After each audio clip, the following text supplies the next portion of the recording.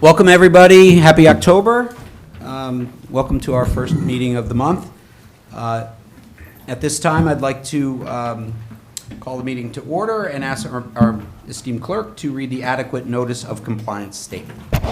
Adequate notice of this meeting has been provided by the City Clerk's office in preparation of the council annual meeting notice dated December 16, 2024, which was properly distributed and posted per statutory requirements.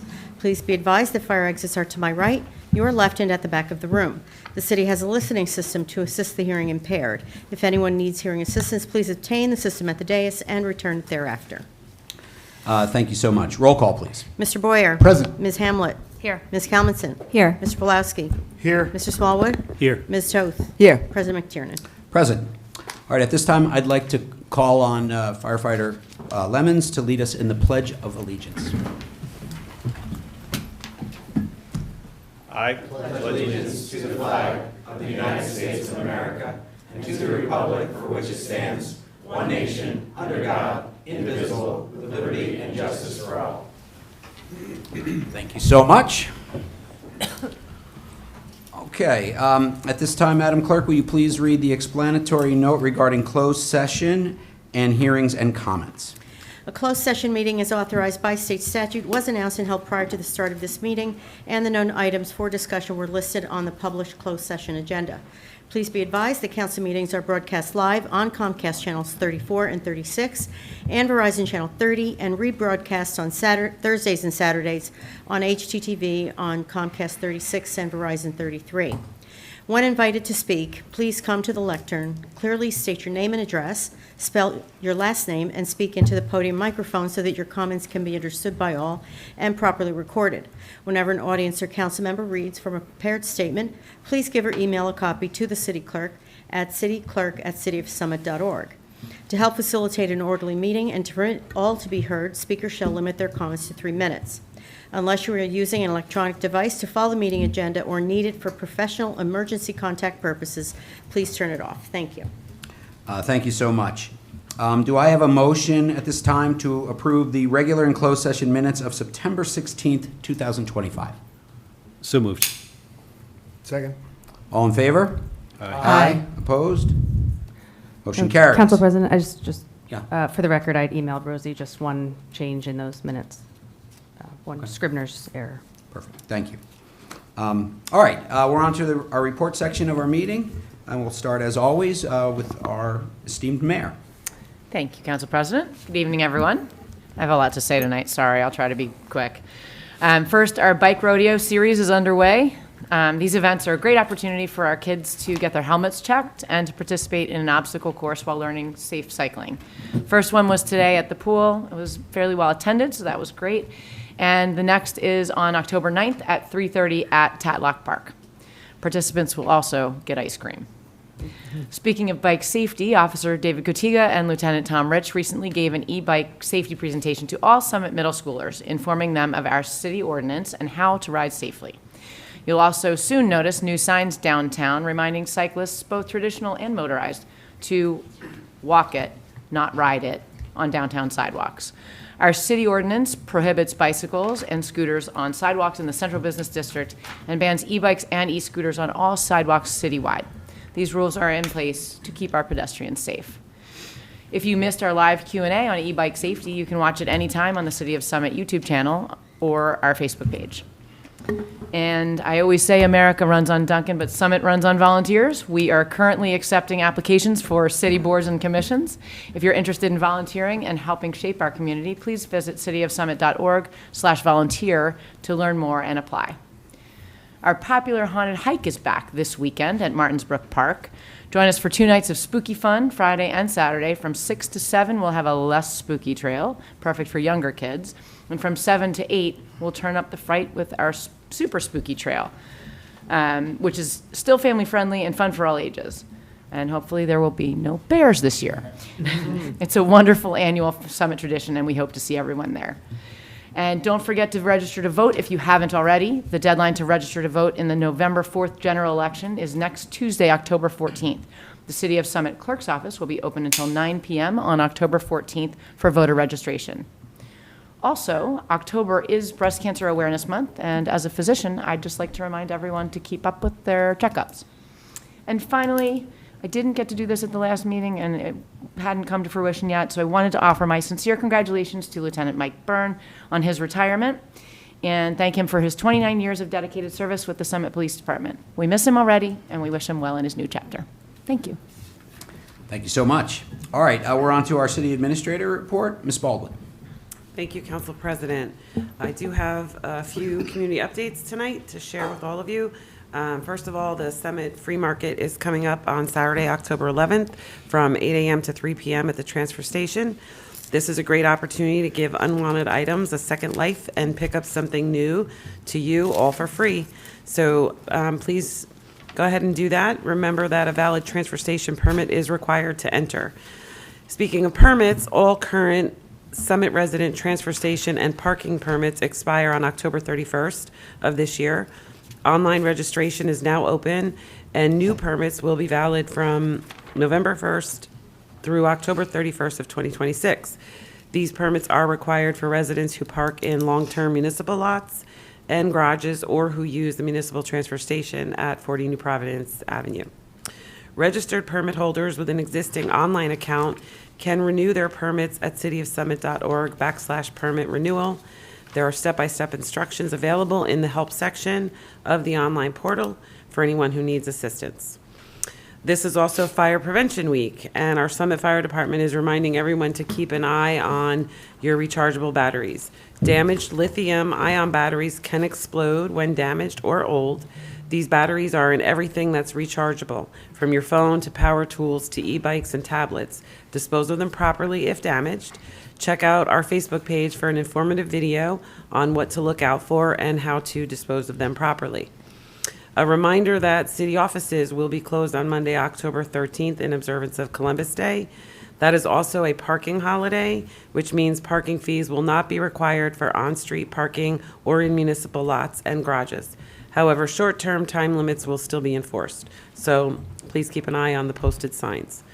Finally, Mayor Fagan and I had the pleasure of meeting with visitors from India and Romania this week who were in Summit with Beacon Church.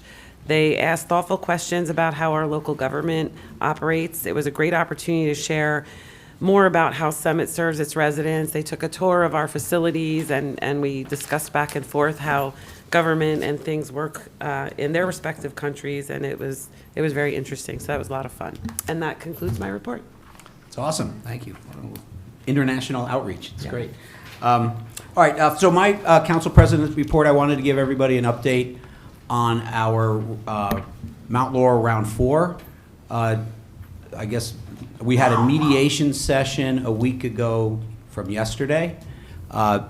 These are all, for people who have been following, this is all part of the process to get our Round 4 plan approved. For those who haven't been following, and I know there are a lot of people out there who have no idea what I'm talking about, which is a little scary because it could have a big effect on our town. But our next 10-year plan to provide affordable housing inside Summit, the legislation was created last year, and we are going through the guidelines to make that happen. There's a lot of question marks around it because the way the law was written, some of the numbers are unclear on how they're going to all pan out.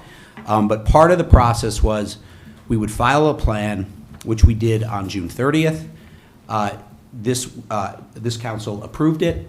It continues our builder remedy lawsuit immunity that we have, which is super, super important. And then we began this process of challenges to our plan that was written into the litigation. We had 2 developers who challenged our plan, one of which would like to build 250 units down on River Road across from the Muni Golf Station, which is now the Wells Fargo building. So they've challenged our plan. We have another developer who would like to build 300 units right where the Conoco station is, which is Broad Street and Summit Avenue, right across from the Tier Garage and the, not the Tier Garage, the Broad Street Garage and the Village Green. Their proposal is an 8-story building. So let that sink in. That's what they're asking for. The process created by the legislature allows this to happen. We have no choice but to sit there and listen to their proposals, and we're now going through mediation. Our first mediation session, we did not come to any agreement with either of the developers.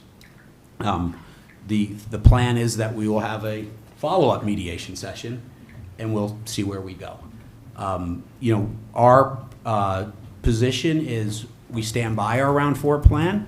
We think it's sound. We think that the numbers that we promoted make sense. We have some of the best planners and legal advice that we can offer, and that's how we're going into the negotiations. We've also been challenged by Fair Share Housing, which is a housing advocate.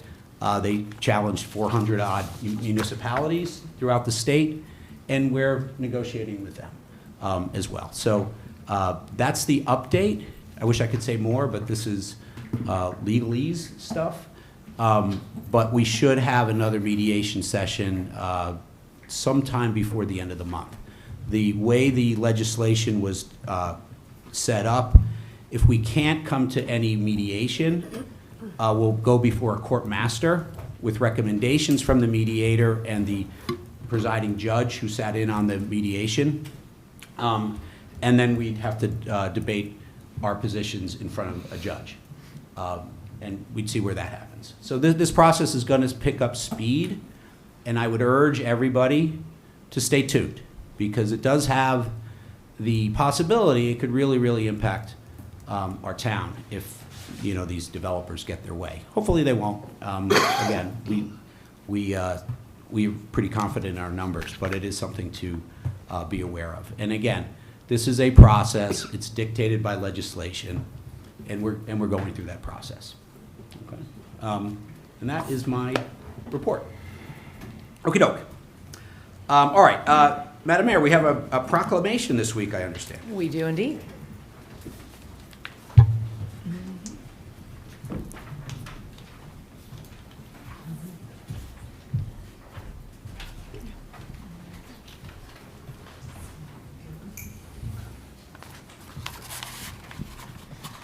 Chief Evers and Lieutenant Lemons, thank you for joining us. All right. Whereas the City of Summit is committed to ensuring the safety and security of all those living in and visiting our city, and whereas fires are a serious public safety concern both locally and nationally, and the presence of lithium-ion batteries in many household devices introduces unique fire risks, and whereas most of the electronics used in homes daily, including smartphones, tablets, laptops, power tools, e-bikes, e-scooters, and toys, are powered by lithium-ion batteries, which, if misused, damaged, or improperly charged, can overheat, start a fire, or explode. And whereas the National Fire Protection Association reports an increase in battery-related fires, underscoring the need for public education on the safe use of lithium-ion batteries. And whereas residents should follow 3 key calls to action: buy only listed products, charge batteries safely, and recycle them responsibly to prevent battery-related fires. And whereas lithium-ion batteries store a large amount of energy in a small space, and improper use such as overcharging, using off-brand chargers without safety certification, or exposing batteries to damage can result in fire or explosion. And whereas the proper disposal and recycling of lithium-ion batteries help prevent environmental hazards and reduce fire risks in the home and community. And whereas Summit Fire Department is dedicated to reducing the occurrence of fires through prevention, safety education, and community outreach. And whereas the 2025 Fire Prevention Week theme, Charge into Fire Safety, lithium-ion batteries in your home, serves to remind us of the importance of using, charging, and recycling lithium-ion batteries safely to reduce the risk of fires in homes and communities. Now, therefore, I, Dr. Elizabeth Fagan, Mayor of Summit, do hereby proclaim the week of October 5th to 11th, 2025 as Fire Prevention Week throughout this city. And I urge all the people of Summit to reduce fire risks in their homes by ensuring safe use of lithium-ion batteries and to support the many public safety activities and efforts of our Summit Fire Department. In witness whereof, I have hereunto set my hand and caused the seal of the City of Summit to be affixed the 7th day of October in the year 2025. Thank you.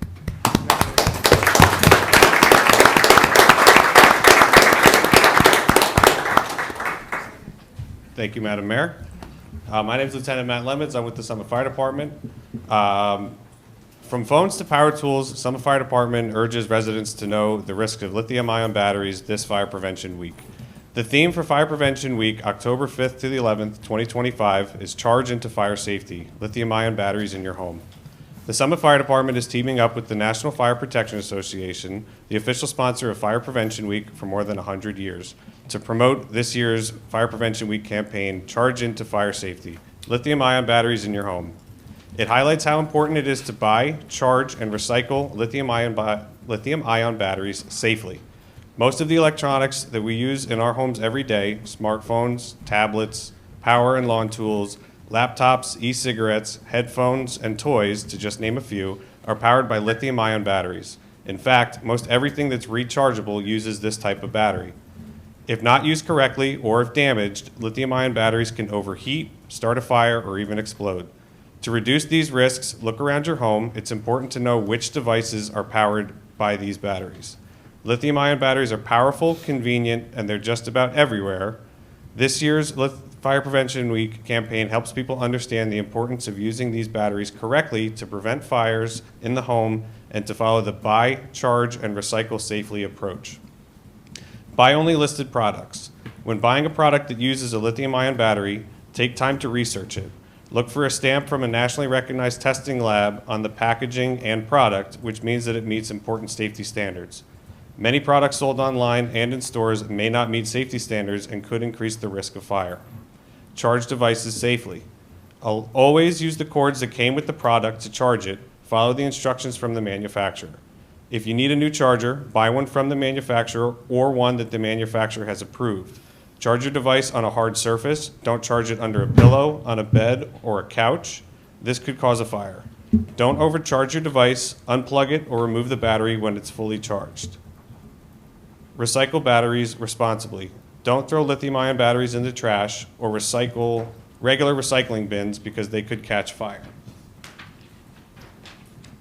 Recycling your device or battery at a safe battery recycling location is the best way to dispose of them. Visit call2recycle.org to find a recycling spot near you. The Summit Fire Department encourages all residents to be aware of their devices, follow the buy, charge, and recycle safely approach, and support this year's Fire Prevention Week theme, Charge into Fire Safety. To find out more about Fire Prevention Week programs and activities in Summit, please contact the Summit Fire Department at 908-277-9351. And for more information on Fire Prevention Week and lithium-ion battery safety, please visit fpw.org. Thank you, Mayor.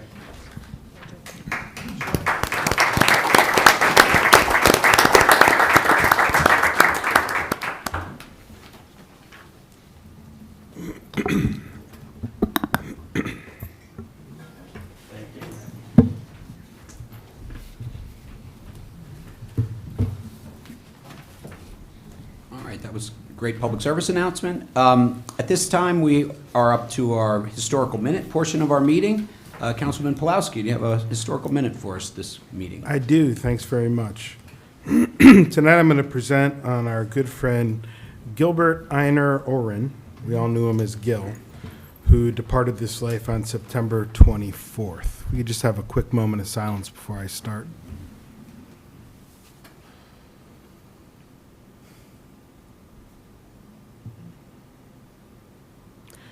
Gil was born in Plainfield on December 14, 1940. He moved to Summit with his family at the age of 8 or 9 and matriculated through our public schools, attending Brayton Elementary, Summit Junior High, and Summit High School, graduating in the class of 1958. As a youngster, Gil spent most of his time at The Field, which most of you know as Memorial Field, playing football, baseball, and other sports. Sports were his first true love. But if you, Back. yeah, I'll tell you one. But if you grew up in Summit before the turn of the century, we called Memorial the Field. Gil explained this at a council meeting last year. It was the Field because it was the only sports field in town. A 9-letter winner in high school, Gil played varsity football, basketball, and baseball in each of his 3 years at Summit High School. He was among the inaugural class of the Summit High School Athletics Hall of Fame in 2014. His yearbook quote, which is up on the screen, says it all. 3-letter man, handsome, easygoing, solid build, sports and more sports. his, his classmates even voted him best looking. There's a cartoon of him up there with his flat top. That's probably what first caught the attention of another of his true loves, his wife of 58 years, Fran, when they met at a parking meter on Union Place in 1966. There he is with Fran in his Summit football gear. I've got my Summit football tie on tonight in honor of Gil.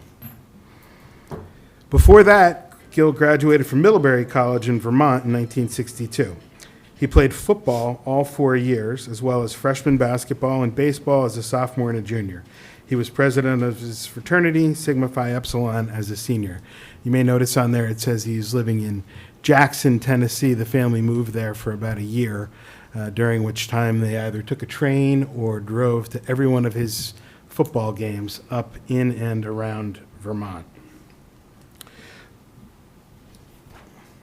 Thereafter, Gil attended Seton Hall Law School and graduated in 1965 before joining the Marines, where he served as a JAG officer. A proud Marine like his father, he enthusiastically greeted fellow Marines with Semper Fi. In 1967, Gil opened Drummond and Oren, where he practiced law for 57 years until retiring earlier this year, serving Summit residents as a general practitioner, first focusing on real estate and then trusts and estates. The highlight of his career was winning a case before the New Jersey Supreme Court in 1982, captioned Spiewak and versus the Board of Education of Rutherford. For all you lawyers out there, the citation is 90 NJ 63. In that case, Connie Anderson, the wife of he represented Connie Anderson, the wife of longtime physical education teacher, football and baseball coach, and Summit High School athletic director Howie Anderson. She was a teacher in Rutherford who, along with some others, were wrongfully denied their earned pensions. Another highlight of his legal career must have been representing Summit High School football, basketball, and baseball phenom Willie Wilson, who was also a member of the Summit High School Athletic Hall of Fame inaugural class in 2014. He did that as a young lawyer in contract negotiations with the Kansas City Royals, where Willie played 19 years and is a member of the Royals Hall of Fame. This was his one and only business trip, according to Fran, further demonstrating his dedication to his hometown.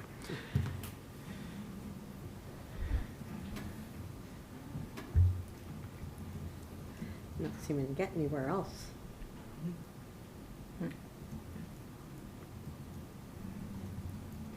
It's not moving forward. Okay.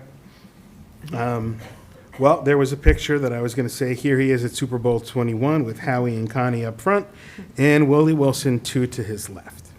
He and Fran made Summit their home for 58 years, where they raised their children, Jenny and Eric. He was known as Pop to his grandchildren, Gilbert, Grace, Gus, Jake, and Avery. We all know from his many comments at council meetings what a great storyteller Gil was, and I hope I'm doing justice to him here tonight. Gil had a passion for youth sports, coaching all sports for his children, soccer, football, basketball, and baseball. He also coached football for the city for many years, founding the Suburban Football Conference for our youth football. There was a picture of him accepting the Stuart Reed Award presented by the YMCA in 1981 for his service to Hilltopper youth. For years, Gil also scouted for the Summit High School football team as well. Along the way, he mentored so many of us as children and me as an adult when I decided to run for council. He always made himself available for good advice, and for that, we thank him sincerely.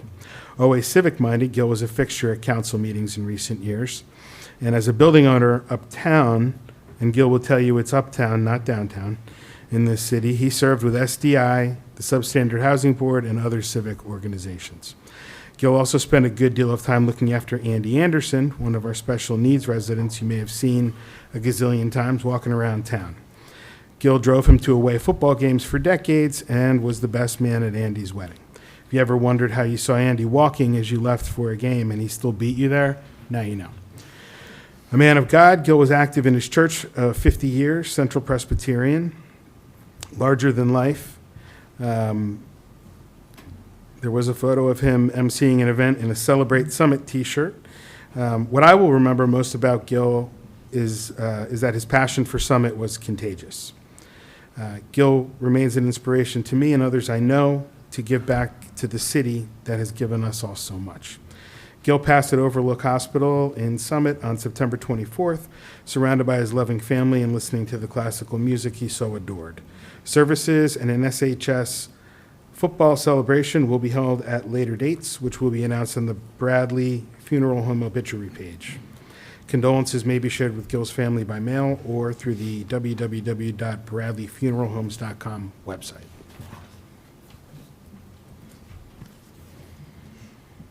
We'll miss you, Gil.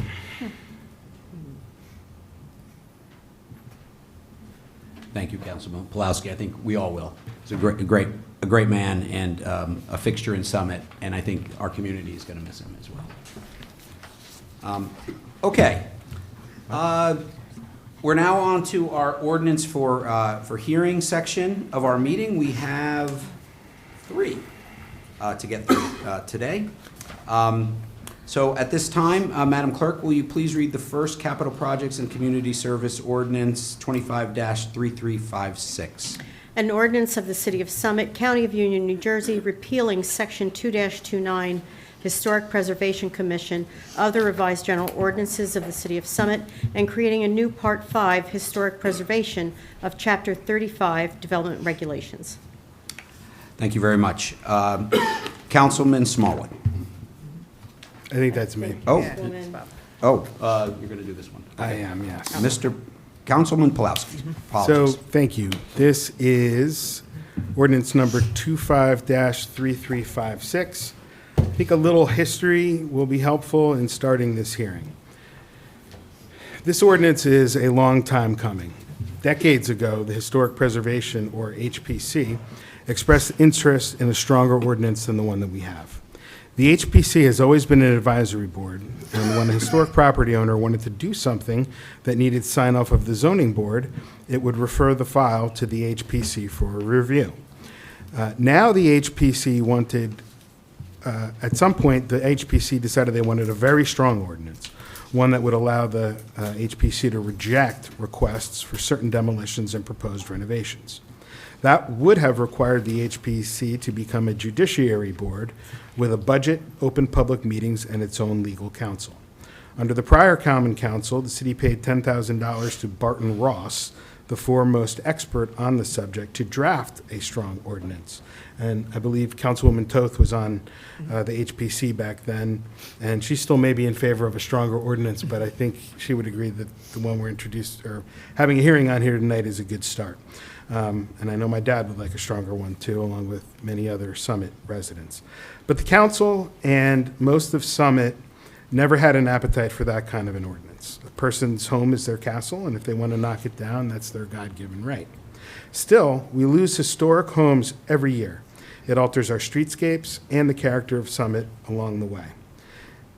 And there's a gaping hole in our current ordinance. Although property owners who seek a variance to renovate an historic home will have their file referred to the HPC. A property owner who wants to simply demolish theirs and start from scratch does not get referred for an HPC review under the current ordinance. To find a happy medium, the HPC and our planning professionals had to perform quite a balancing act. They had to provide an ordinance that would not take away homeowners' rights, but at the same time would slow down demolitions and educate the public. I believe this ordinance accomplishes that.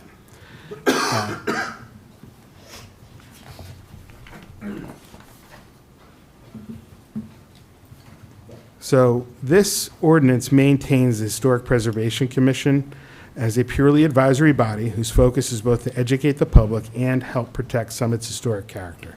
The primary changes demonstrated within this ordinance are as follows. Any real property within the city of Summit which was constructed a minimum of 100 years ago and/or is located within a historic district is deemed historic property. To provide the Historic Preservation Commission with the opportunity to educate the owners of the historic home, the city will be testing a new form of historic review referred to as historic site verification. Prior to filing for a demolition permit application with the construction division or filing for a zoning permit application that would demolish a significant portion of the front of an historic home with the land use division, property owners would first apply to receive a historic site verification with a filing fee of $50. The HPC holds a responsibility to the property owner that they must first respond to that request for an application within 7 days. If they decide to make that, to make a review, they would then have up to a total of 30 days, so 23 days after the 7, to provide a written and signed report. If they decide not to do a review because the home has no historic significance or is not in good enough shape to save, they will pass on it, and the owner can then go and do whatever they'd like. This historic site verification is required but non-binding, commentative and educational report on a particular home that we hope will demonstrate the value and historical significance that a particular piece of property contributes to the character of Summit, and maybe instead of demolishing so many homes, folks will try to renovate instead. I would also offer that you may have heard of some things about this ordinance on social media and or at prior meetings, and I anticipate you may hear some of those same things tonight.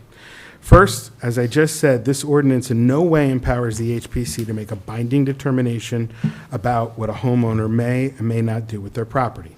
Our Development Regulations Ordinance, or DRO, already does that to a degree with zoning. Nothing will change in that regard as a result of this ordinance. Second, one resident claimed that he might have to get a permit to replace a window or paint the front of his house under the ordinance. That is false too. Such comments come either from a place of ignorance or political gamesmanship. You may also have heard complaints that this council doesn't know what it's doing because it has tabled a few ordinances after introduction and then passed them without revisions. I'll remind everyone of the reason, passed them with revisions. I'll remind everyone of the reason a governing body is required by New Jersey law to have 2 weeks between an ordinance's introduction and its adoption, to allow the public to digest the materials and to allow the council to incorporate public input if it chooses. That happened here, and I'm glad we were able to make improvements as a result of those public comments. That is our job. Had we simply passed the ordinance as originally drafted, those same people would have probably complained that the council ignored the public and operated with no transparency. I think the former is better. We can live with the criticism. We all knew what we signed up for when we took our oaths.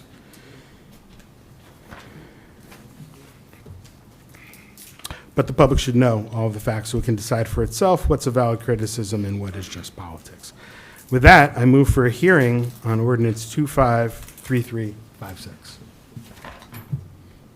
Do I hear a second? Second. Okay, I'm going to declare the hearing open. At this time, would any members of the public like to comment on this particular ordinance? Come on down. My name is James Bergmeyer. It's Burgmeyer. I live at 167 Kent Place Boulevard in Summit. I'm also the vice chair of the Historic Preservation Committee.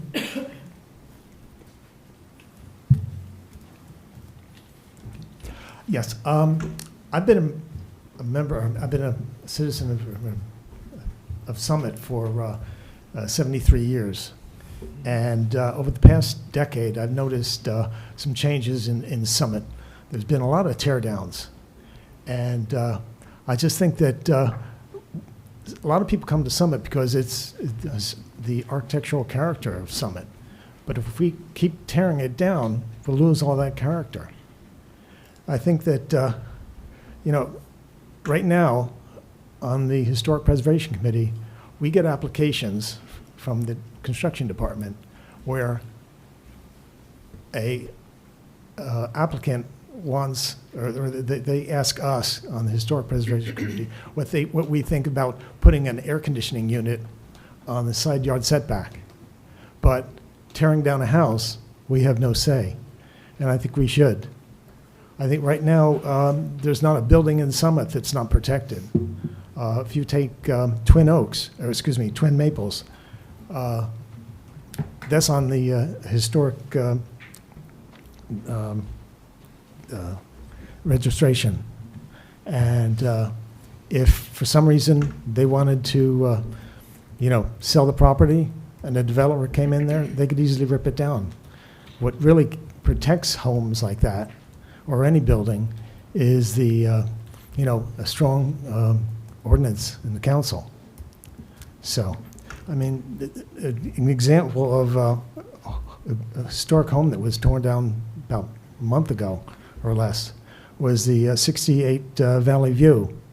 It was a beautiful little 1895 bungalow. And I don't know if you heard that Mark Donahue was the race car driver that, he won the Indianapolis 500 and several other races.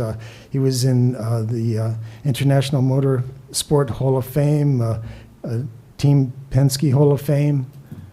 When he was had the funeral mass in Summit, they had over 1,000 mourners, along with Mario Andretti and Penske. So I think this ordinance is very important. I think it's really kind of a first step, but I think the board should have the ability to just review some of these things before they just get torn down. Right now, it's just all you need is a fill out a one-page form and a check. So I think I would like this to be passed. Thank you. Thank you for your comments. And the little historical minute as well in there. Mhm. Other comments from the public? Can I just add one thing? Sure. I forgot to mention, we're doing this as a pilot, so we're going to see how it works out for a while. And if we need to make changes or repeal it, we can do that. But we're hopeful that it'll be a success.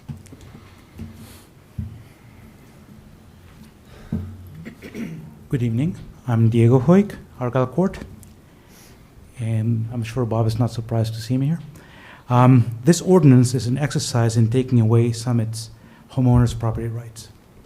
The proponents argue that it is merely advisory and has no teeth. Hogwash.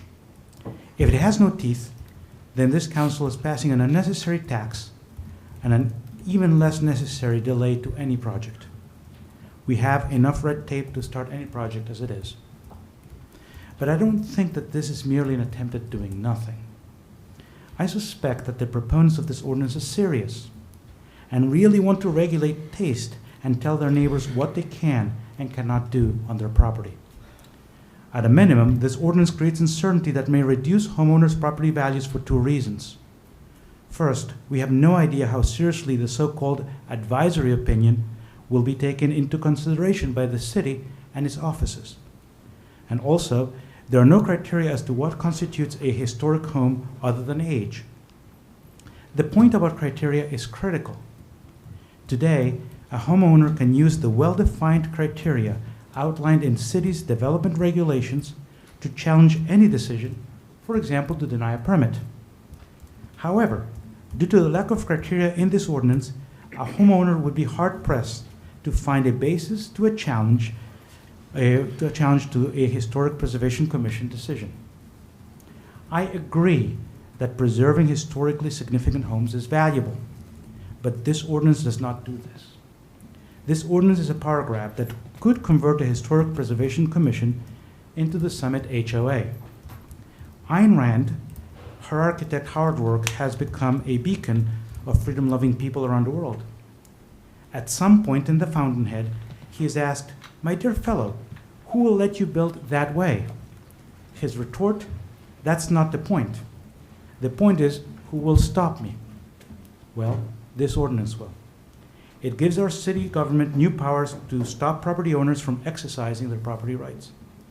If there is a genuine desire to preserve historic buildings, then this ordinance must be amended to reflect what criteria other than age make a home historical and what changes are permissible. Similarly, to have a car recognized as historic, its owner must satisfy many requirements related to original components. Please get this right. Vote nay on this draft and introduce this ordinance with clear historic preservation standards. Otherwise, you're merely taking away the rights of your neighbors, the Summit property owners. Thank you. Thank you for your comments. Other comments from the public? Okay, seeing none, I'm going to declare the public comment portion of this hearing closed. Council member comments on this ordinance. Councilwoman Toth. Okay, thank you, Council President, and I am happy to support this ordinance. As Councilmember Pulowski suggested, in my 9 years on the Historic Preservation Commission, we tried twice to give the HPC some teeth with no success, and this is a small step in that direction. As this ordinance goes into effect, as a pilot, as you suggested, I would like the HPC to evaluate the historic site verification process as it relates to historic districts. And here I'm specifically thinking of the Deantown Historic District, which is notable for its social history more than for its housing stock. A ranch house in Deantown must go through the site verification process when an identical house on West End Avenue would not have to. So I think going forward, perhaps not every structure in an historic district should be subject to the ordinance, and that could be refined. This concern won't stop me from supporting it. I'd just like to see the applications monitored so we don't unfairly burden some of the newer homes in historic districts. Thank you. Thank you. Other comments from council? Councilwoman Hamlet. I would just like to say thank you for all your hard work, Augusto, and your staff. I know this was a bit of a push between you and Councilman Pulowski trying to figure out all of the details. So I thank you and your staff for reworking this, and Bob And the for- HPC. And the HPC, yes. And Claire, I think your comments are great. So thanks for supporting this ordinance. And to the gentleman who came up, James, I used to live at 89 Kent Place in Joe Fitzpatrick's house. And if you know Joe Fitzpatrick, unfortunately, since then he's passed away, but Joe had preserved that house to it was just something spectacular. And when you walked in, you didn't want to touch any of the woodwork. You just wanted to preserve what he had done. And it was important. It inspired me to always maintain that house a certain way. The frustrations I had sometimes with that house was it was a small family room for a growing family of 4 or 5, which is, I think, sometimes some of the challenges that families who are moving into these historic homes have, right? They want to maintain it, but they also just don't know how they can live in these older homes with limited footprint. I think what this will do is we have some amazing people on the Historic Preservation Committee, and it might give a family who's considering tearing down some options and some education from our architects and experts like James here who say, maybe you can do it a different way. Maybe you can keep the front of this house. So, thank you for all of your passion around the HPC. I want to say thanks to Caroline King. And this was a long time coming, so I agree with Councilman Pulaski. Great job. Thank you. Other comments from council? Councilman Boyer. Thank you, Council President. I just want to reiterate what Councilwoman Hamlet said. Augusto, great job. We spent the summer going back and forth. This is going to be overly burdensome, and but I think that Summit is a beautiful town to preserve. I know that a couple years ago, Councilwoman Toth just mentioned the one in Deantown by the Summit Pool. I sent out flyers to the community. I didn't want to see that house ripped down, right? That was a beautiful home. The homes there now are, I don't want to disrespect anybody's new homes, they're nice too, but that was a beautiful home. And I think this ordinance says, hey, let's take a pause. Let's let the interested buyer or the homeowner know that there may be money available to restore some parts of their home. And I think it's a good pause. And I also have to say that there's been studies from the U.S. Historic Districts, the National Register listing, that found that this increases the property values 9-12%. So, and that is and that's conversely of what someone else just said. So I think this is a good thing. I also think that I'm happy that it's a pilot, because I don't want it to be overly burdensome also on our city staff. They have a lot to do, and I'm sure our administrator will be keeping an eye on that, right? So I am in support of this ordinance. Thank you. Thank you. Other comments? Councilwoman Camelson. Thank you, Council President. I have a question about the fact that it's a pilot, but we're passing it as an ordinance. So when does that pilot end? I don't know if Bob can answer this question. Like, we say it's a pilot, but it's being passed as law. So is that really a pilot then? You want to handle Yeah, that, Councilman Pulaski? It's really a pilot. You know, we can change anything in our ordinances with a 2-week period between introduction and hearing, but we didn't put a time frame on it because we have to change the ordinance in order to implement it. So we'll be monitoring it, and the council can, you know, after a few months, if it seems like it was a bad idea, we can change it, or if it seems like we needed some changes, we can change it. But after many years of deliberation and trying to work out exactly the best way to do it, this is what we've come to, and we're going to try it out. Okay, that's fine. I just don't think it's a pilot at that point. I think we're just passing it, which is fine. But I did have a comment.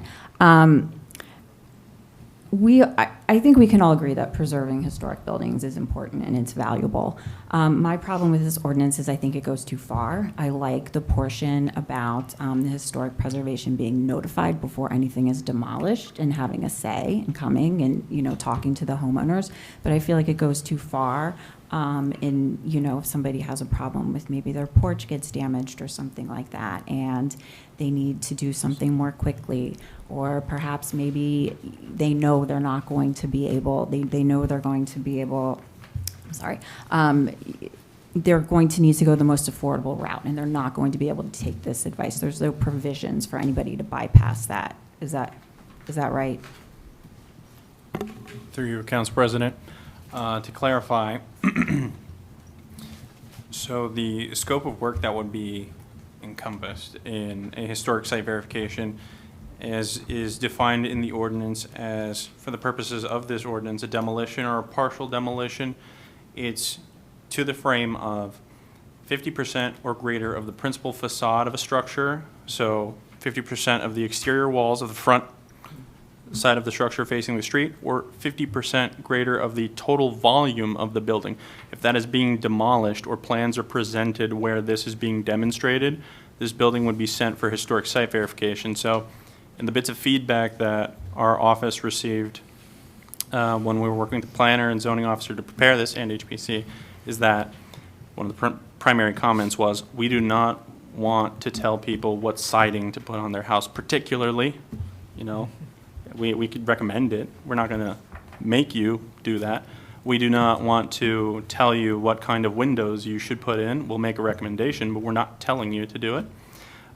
So if someone were to come in for permit filing for a regular maintenance item, historic site verification would not be prompted. So let's say you want to replace the boards on your deck, you want to just redo your siding, anything that would fall under regular maintenance, that would not be sent for historic site verification.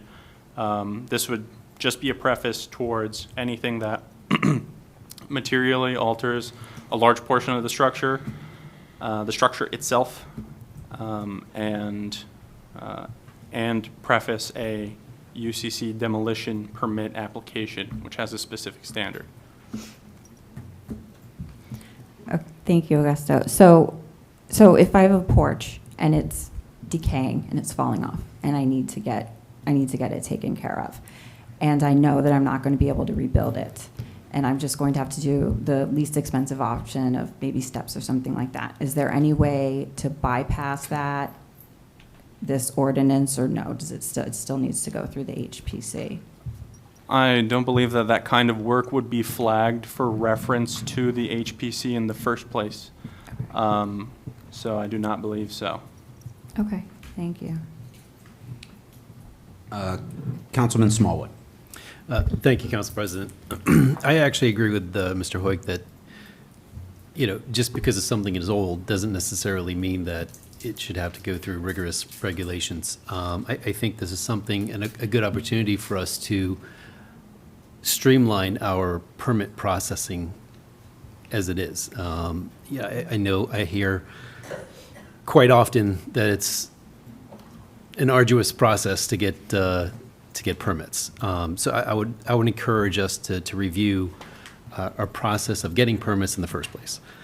Secondly, just as a side note, I happened to buy Gil Oren's house in 2007, and it was built in 1922. So maybe we can take a look at that and see if we can make that a historic home in honor of Gil. Thank you. Other comments? Councilman Boyer. Thank you, Council President. I just want to respond to whether or not an ordinance can be a pilot. And I may stand corrected, but in 2021, there was a leaf blower ordinance, right, which was a pilot. So I believe this is not the first time that this has happened. And I may stand corrected if anyone else has any information on that. But I believe that was a pilot and it was an ordinance. So if you want more information on how that pilot may work, you can probably go back and take a look at that one. So thank you. Councilman Pulowski. Yeah, just to clarify a couple things, and I have a couple comments and questions for Augusto. Under what circumstances can we deny a demolition permit? The only person who can deny a demolition permit is the construction official, and for code-related matters. For code-related matters? Yeah, whatever it is. I don't know what they particularly are, but that'd be it. Okay, so under this revision to the ordinance, once the 30 days passes and the report, because it's not, the HPC doesn't make a decision and doesn't have a say in whether there's going to be a demolition. It's just to educate and make some recommendations that hopefully the homeowner will go with. Yes, they're purely recommendative. None of the commentary provided would be binding. It's specifically stated in the ordinance that it is advisory only. And to address a prior point, whether there is a question on whether the zoning officer would look to a historic site verification for an enforcement matter, he would not. It is very well understood that in the zoning office, we are not historical experts. We are going to leave any commentary to the historical experts, and that's why we created this system for recommendative reference to HPC and not provide an enforcement capacity. And is there any criteria other than age for what would fall under a verification requirement? So the criteria right now is whether it falls within a historic district and whether it is 100 years or older, or whether it's specifically designated as a landmark. And as of now, that's it. I know that seems like a broad scope, but I do also want to clarify that as the natural cycle of development for single-family, two-family homes happens in Summit, as homes are added onto that list, they are also removed from that list. If a home is demolished, that's one down. If a new home's put up, it's not included for another 100 years. And this has been also a point where there's been much back and forth conversation with the HPC chair to say, there's recognition that just because a home is old does not mean it is historic, and the factors considered are, does it contribute to the streetscape? Is it mentioned in the New Jersey Department of Environmental Protection's Historic Preservation's Office assessment of historic properties in Union County? Those are the criteria, and those are the criteria the recommendations will be made along. But that's about it. Okay. And then I don't like extra red tape, when it comes to somebody doing something with their home. And this certainly is a little bit of extra red tape, but I think it's worth it. I wouldn't call this a rigorous regulation. It's a up to a 1-month delay in the demolition of a home. So, Thank you. Other comments? Yeah, I'll just make a couple of comments. I think I was on the Historical Preservation Commission 10-plus years ago when there was a movement to create an ordinance that had a lot of teeth in it, that would have made the HPC a more of a judicial body that could, tell homeowners how to do things and what not to do. And it became very clear that there was no appetite for that type of ordinance in our community. So I do give the HPC credit, and Councilman Pulowski has worked really closely with them, because, look, I'm a big fan of private property rights. The home, your home is your castle type of thing. I have a lot of sympathy for that. And being told what you can and can't do around your home, there's parts of me that really irks me to have that happen. However, I also love history, and Summit has a lot of history, and it is really, really sad when these houses get demolished. And I get it, there's a lot of economics around it, and some of them are just not savable because they haven't had any investment in them in decades. But it's still sad. And so when I was thinking about this ordinance, it was trying to weigh the added burden that we're placing on someone who wants to buy a property or even sell their property, what that might affect from their market, and versus what that might do to someone who wants to buy a house and kind of make it their own. And I was very happy to see that there was a real willingness among the HPC and this and Councilman Pulowski steering the council to really compromise and figure out what was something that we could come up with that would pause the process, to have someone who bought a historic home think about what they were doing with it, to be able to give them some options, to maybe there are things that we can do to save this piece of property without unduly burdening them. This ordinance, if a property owner wants to tear down a house, they can tear down a house. That's just the fact. The HPC cannot stop them from doing that. So I know there are some people in the community who wishes they could, but this ordinance is not that. This ordinance is an advisory thing. They make a recommendation. It's supposed to be to allow the property owner, the new property owner, to think about some options. And the way I look at it is, most of these properties, sadly, we may not save a lot of them through this process. But if we save one or two, that's a win. That's one or two houses that we keep that would have gone away. It's like the dodo bird, right? We only have so many of these historic homes. So we want to make every effort to do that. So the other factor I think that concerned me was the putting a burden on city staff. And I know we've had lots of conversations about that. And I do think it's important when we think about this to revisit this ordinance, and Ms. Baldwin working with Augusto to see how many applications are we talking about? How much time is it taking city staff to process these? And if it's not a lot, then maybe we can think about, to your point, Councilwoman Toth, maybe adding some additional properties. Or if it's too much, we can maybe scale it down. So I would urge the council to kind of set, a 9-month limit to see how this is going, and maybe revisit this next summer. And I would suggest having a full report from your department on applications and how many are due, have we saved any homes, that type of thing, so we can make an informed decision to maybe alter or tweak this ordinance if we need to sometime next summer. So, but with that, I am in favor of this ordinance.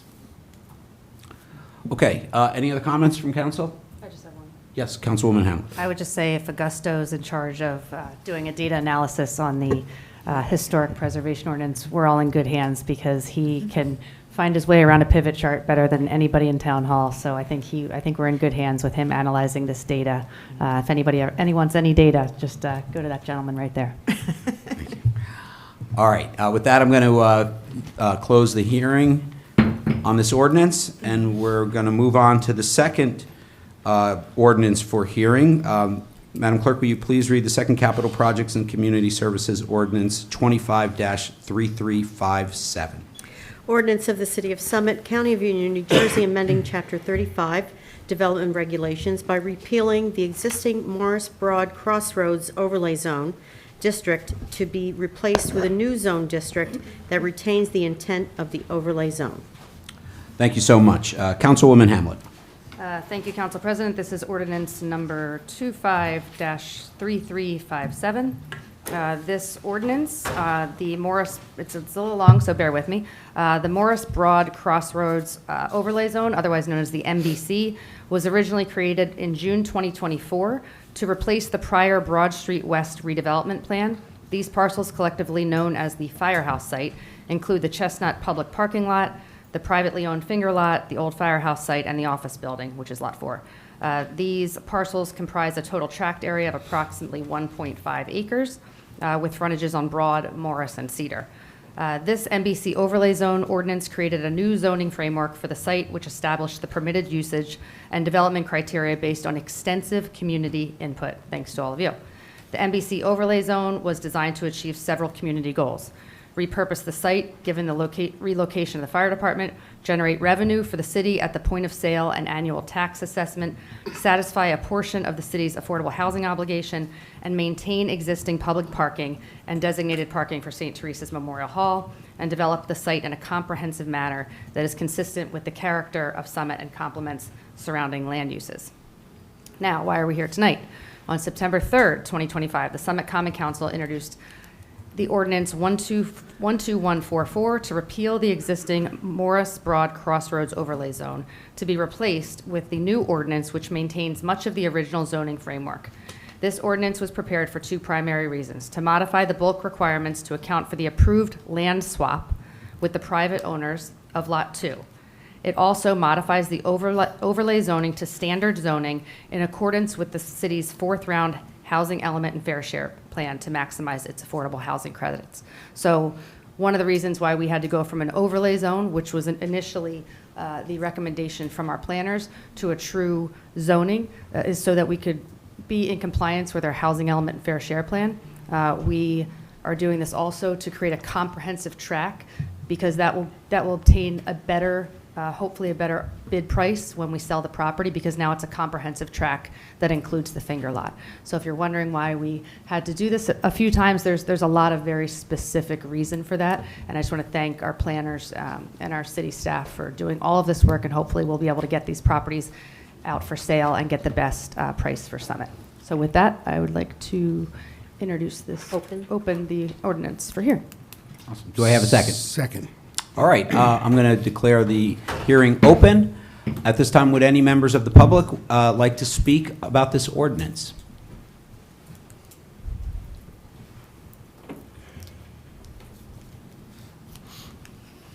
Hi, Dory Gagnon, 27 Bedford. First of all, I want to thank you. This is a long time coming. 5 of you up here were elected to stop Broad Street West a couple years ago. The 5 of you were on this side, and now we're on that side. So I want to thank all of you, not just the 5 of you, but all of you for pushing this ordinance to vote for tonight. A couple years ago, we could be having a monstrosity on that site with a pilot program. And now you have this whole builder's remedy issue that you're having to deal with. And now we can have some, hopefully some revenue coming back into the city. And I want to thank all of you for doing what you're doing, because I know it hasn't been easy the last couple of years. But the 5 of you specifically were voted to stop Broad Street West, and now you're pushing this ordinance through. So I want to thank all of you. Thank you for your comments. Other comments from the public?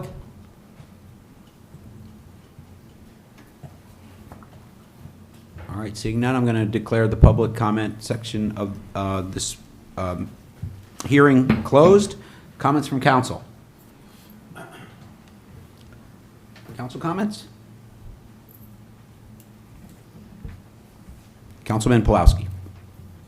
Just one comment, and I guess it's mildly related to the ordinance. We've heard builder's remedy and immunity come up a couple times during the meeting so far.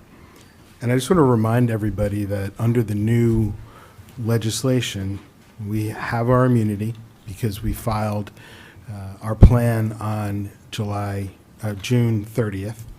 And that immunity will continue unless and until we stop negotiating in good faith with our challengers. And we're doing that.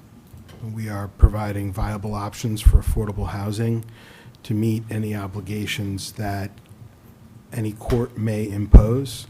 And as long as we continue to operate in good faith, even if we don't come to a settlement, we don't have to come to an agreement. As long as we continue to operate in good faith, we will be able to maintain our immunity, and I'm confident that we're going to do that. And this ordinance here tonight is a good step in that direction, given the set-asides that it requires for affordable units. Thank you very much. Other comments?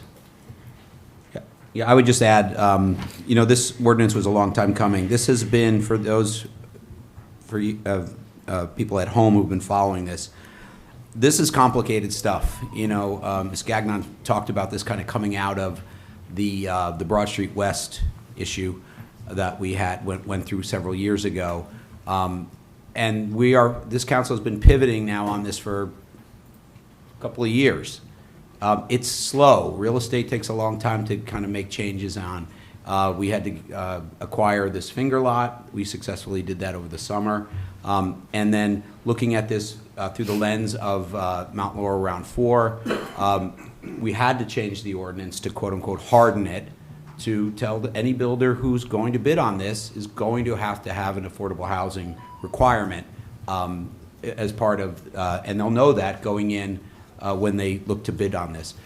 From that perspective, we're hoping that we can line this up, and we will have a rateable for the city that'll provide revenue, not just for the city, but for our schools, and the county gets a slice too,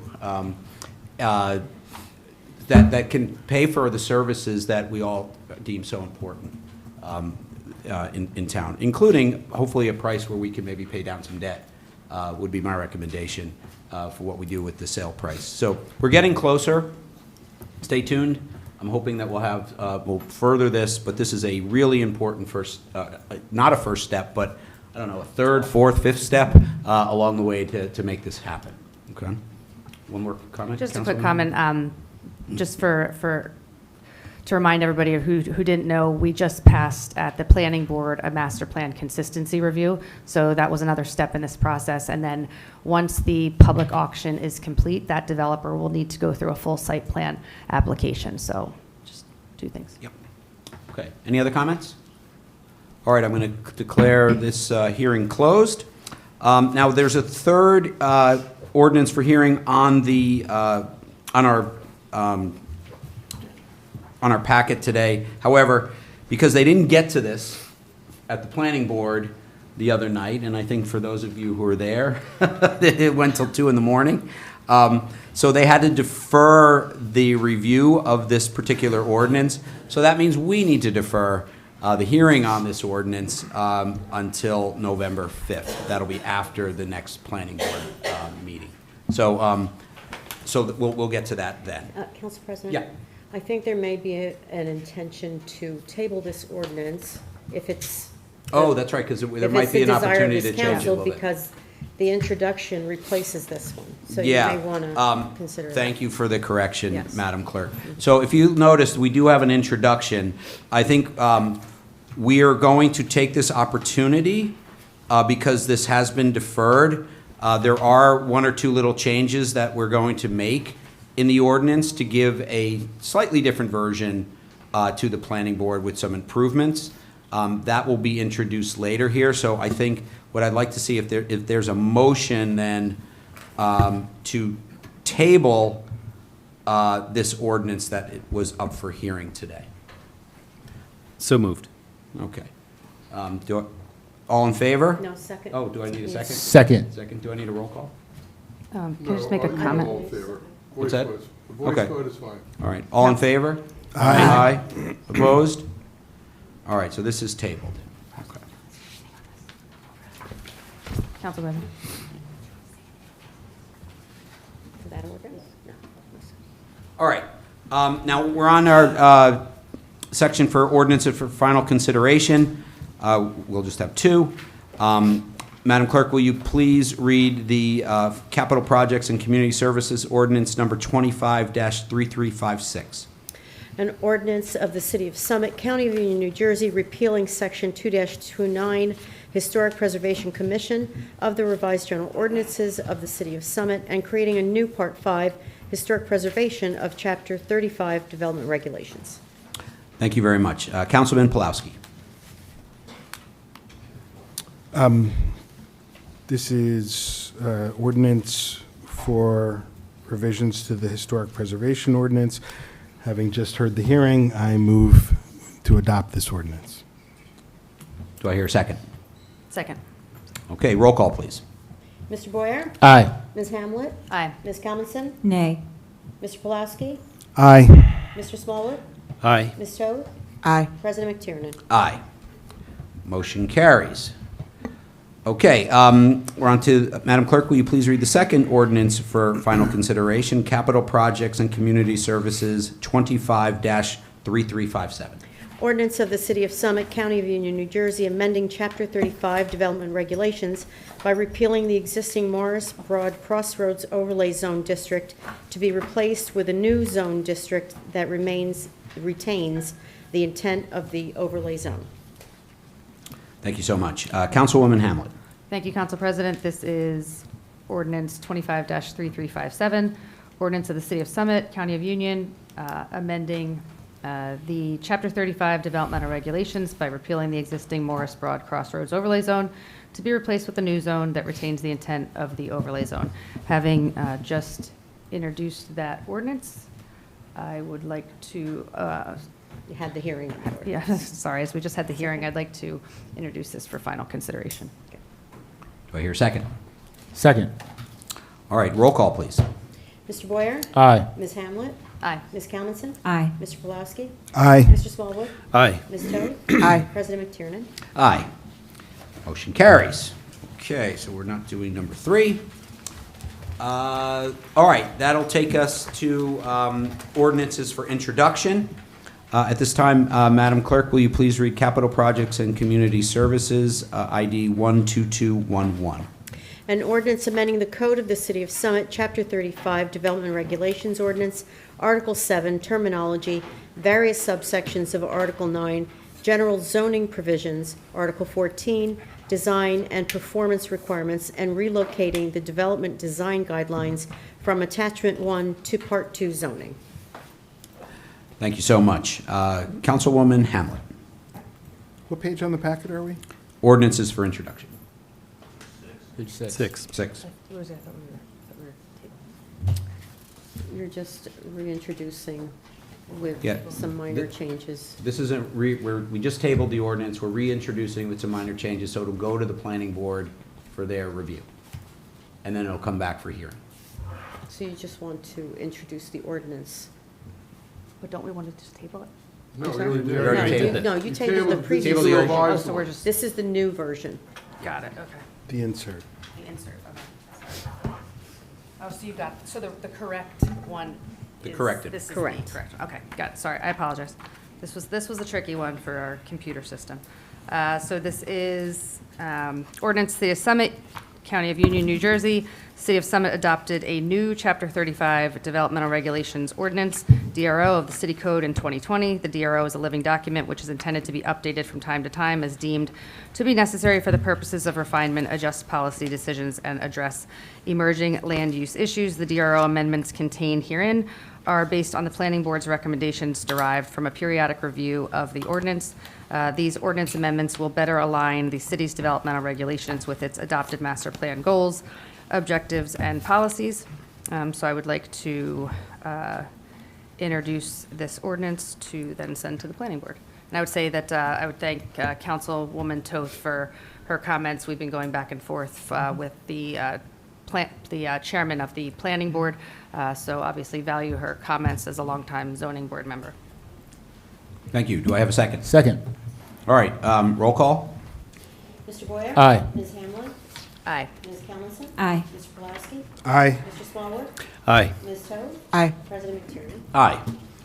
Motion carries. All right, thank you all for going through these hearings. We're now on to the resolution portion of our meeting. Ms. Hamlet, I was wondering if we could do the two maybe playground resolutions first? Sure. Would it be okay to bundle those? Yeah, that would be great. Great. Mhm. Okay, these are resolutions 12148 and 12147. One second here. Just getting to my notes. Sorry. Apologize. Okay. All right, here we go. Okay. So these two resolutions will be bundled, and both of these bids were received for Maybe Playground improvement on two occasions, May 13th, 2025, and July 15th, 2025. All of these bids were rejected on both of those dates pursuant to NJSA 40A 11-13.2, where the lowest bid substantially exceeded the contracting unit's appropriation for the goods or services. So Common Council authorized negotiations for this project on July 29th, pursuant to that, which also proved unsuccessful.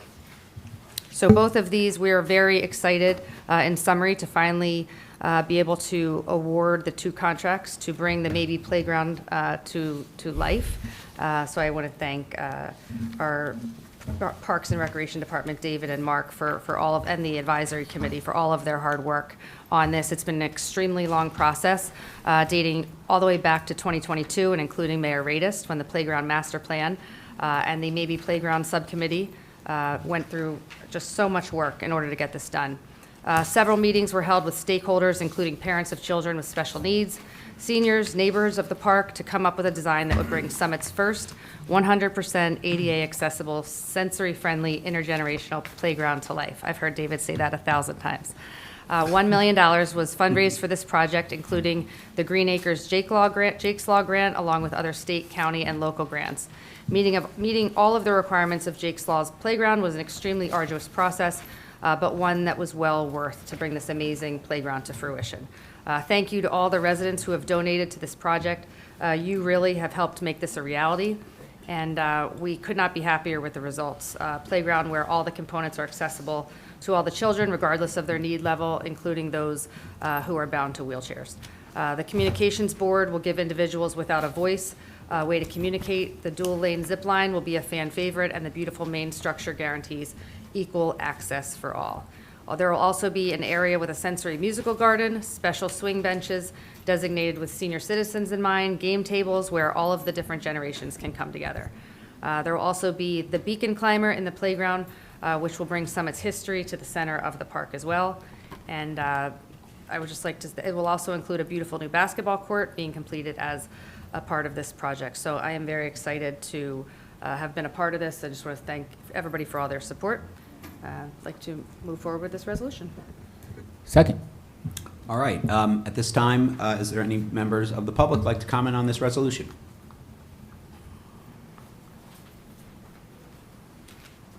All right, I just want to say we've got young Mr. Hoyk is coming up to the lectern. He has a comment that's related to recreation, so I thought it would be very permissible to have him give his comment, because I understand you have a big test tomorrow, is that right? Well, yeah. Yeah, good luck with that. Hi, good evening. I'm Carlos Hoyk, a 7th grade student at LCJSMS. I'm here to speak with you guys because I disagree with the new policy banning traditional bikes on sidewalks in the downtown area of Summit. Because on October 3rd, 2025, we had an assembly at the middle school on the use of bikes and e-bikes in town, as you guys heard in the beginning. In this assembly, it was stated that it's now illegal to ride a traditional bicycle on the sidewalk in the downtown area.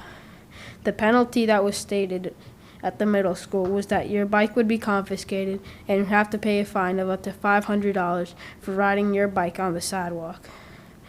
I believe that it is unfair that bikes aren't allowed on sidewalks because it's unsafe for kids to be riding on the streets with cars.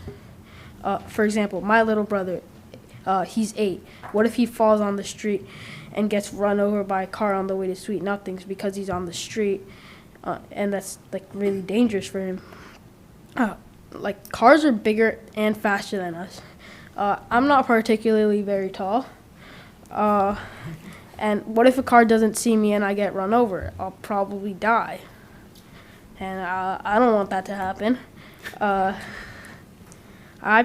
love to ride my bike around town with my friends and go to like McCool's or like CVS or stuff. And I know that this new rule would make it more dangerous for me to do that because I have to be on the street with cars.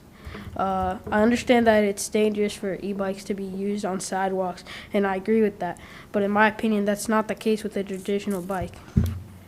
I have a question for you guys. When did the complaints start about people on bikes?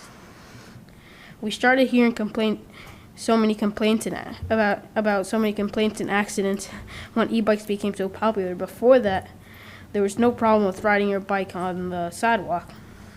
Yet now we have this new rule that makes it less fun and more dangerous to ride your bike in town. I hope you consider changing the policy, and thank you for your time. Thank you for your really good comments. If you have a statement, could you leave it with the clerk?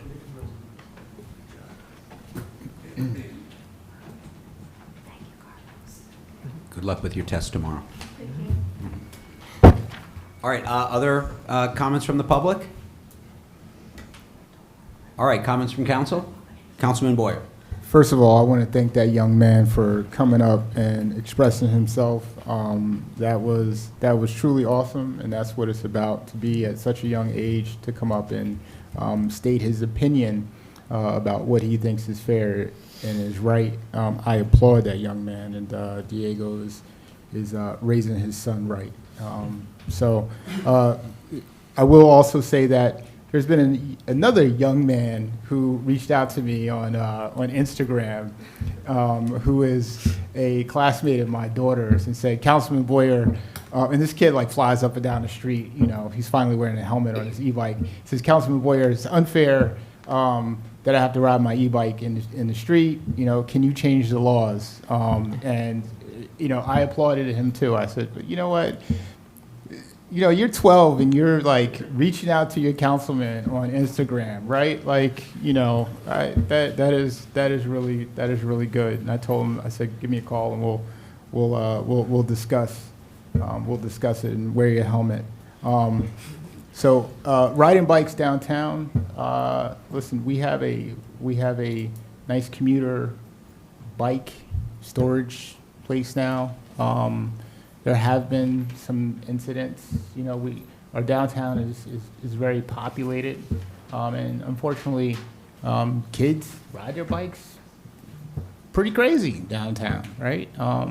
People are walking their dogs, people, you know, in baby carriages and stuff like that. So I think it's a good thing to just park your bike, walk around town, and get some pizza, and then when you get ready to go home, hop back on your bike and, you know, be off. But you can ride on the sidewalk anywhere other than our downtown.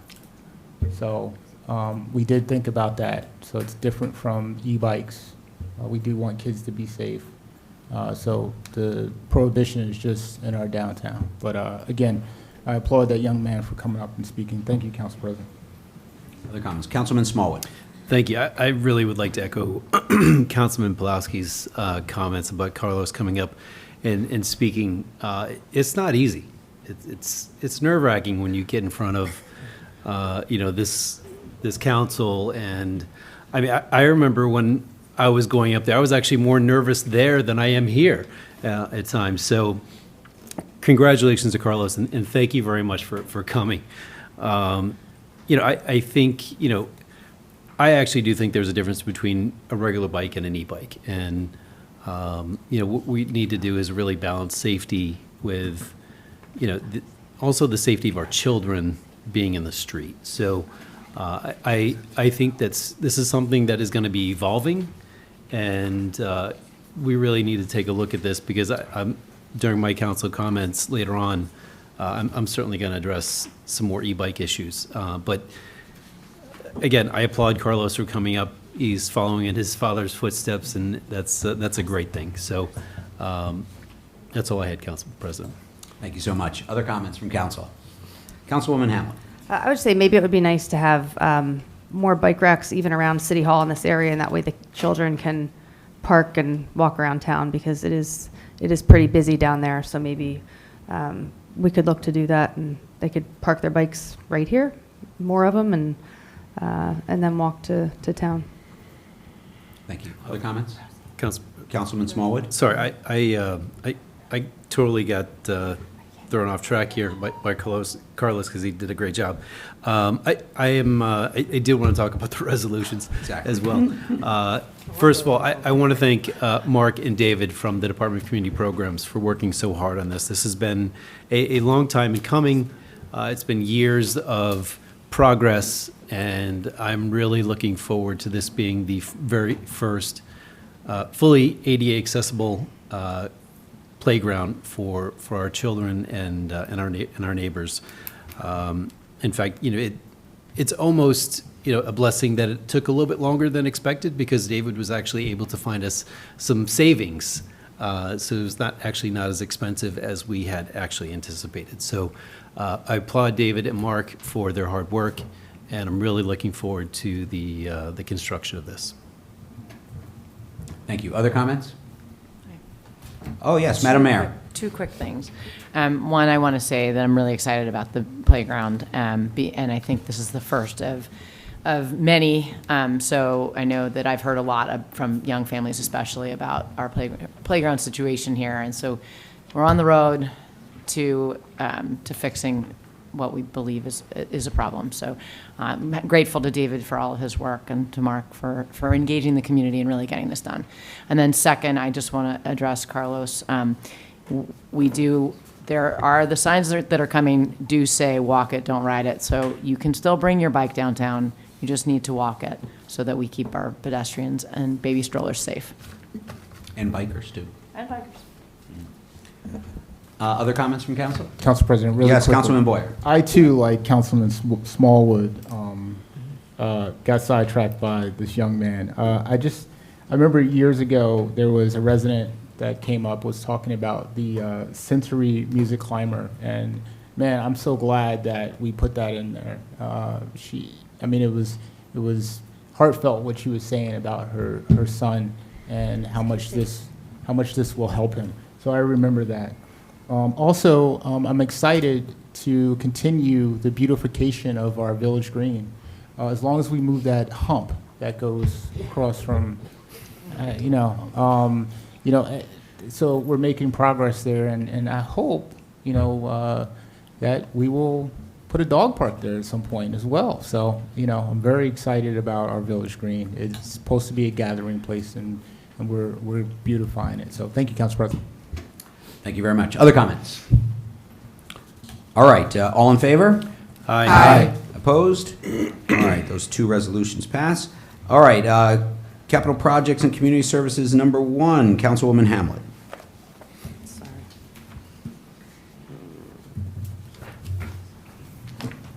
Sorry, just 1 second. So many papers up here. I apologize. Let me find it on my thing here. 12196, right? No, 12158. And Sorry. if Oh. you, No, Kevin's doing this one. Councilman Smallwood. Oh, are you? Sorry. Okay. Thanks. I apologize. Councilman Smallwood, apologies. That's all right. I didn't get the memo. That's why I was so confused. Yeah. I'm like, wait, I thought I didn't have one until I a few didn't, seconds. I didn't get the memo, so there we go. Thank you very much, Council President. This is ID number 12185, to authorize the ESCNJ Co-op purchase Musco Sporting Lights LLC Upper Tatlock and Investors Field Lighting Project for $1,021,343.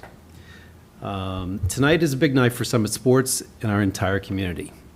Unfortunately, Gil Oren is not here with us because I think he would certainly be in our audience tonight. We are voting to award a contract to Musco Lighting for the installation of state-of-the-art dark sky compliant lights at both Upper Tatlock Field and Investors Field. These modern, energy efficient lights will allow us to comfortably meet the growing demand of our youth and community sports programs, while respecting our neighbors and our night sky. This has been a long time coming. The vision of lighting Tatlock began nearly a decade ago with the Tatlock redevelopment plan. Over the years, it has been studied, discussed, and refined.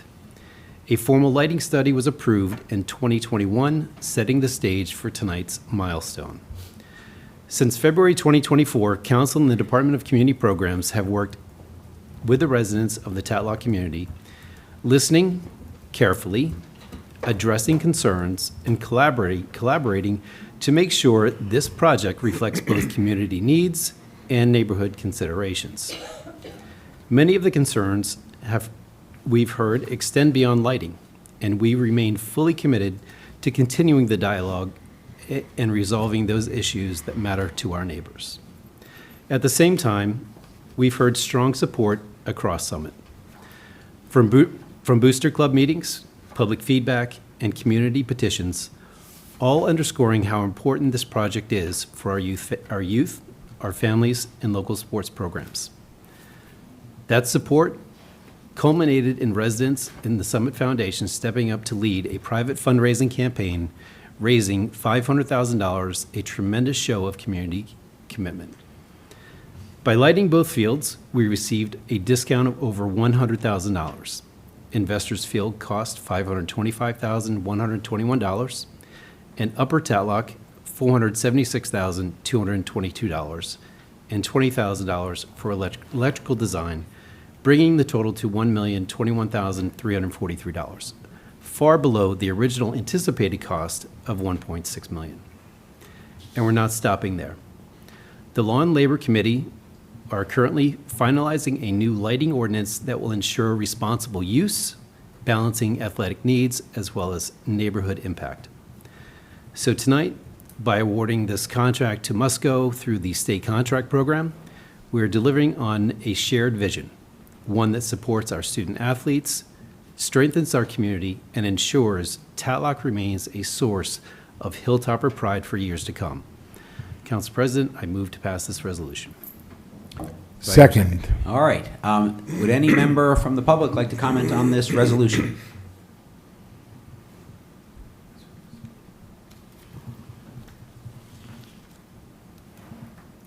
Okay, no public comments?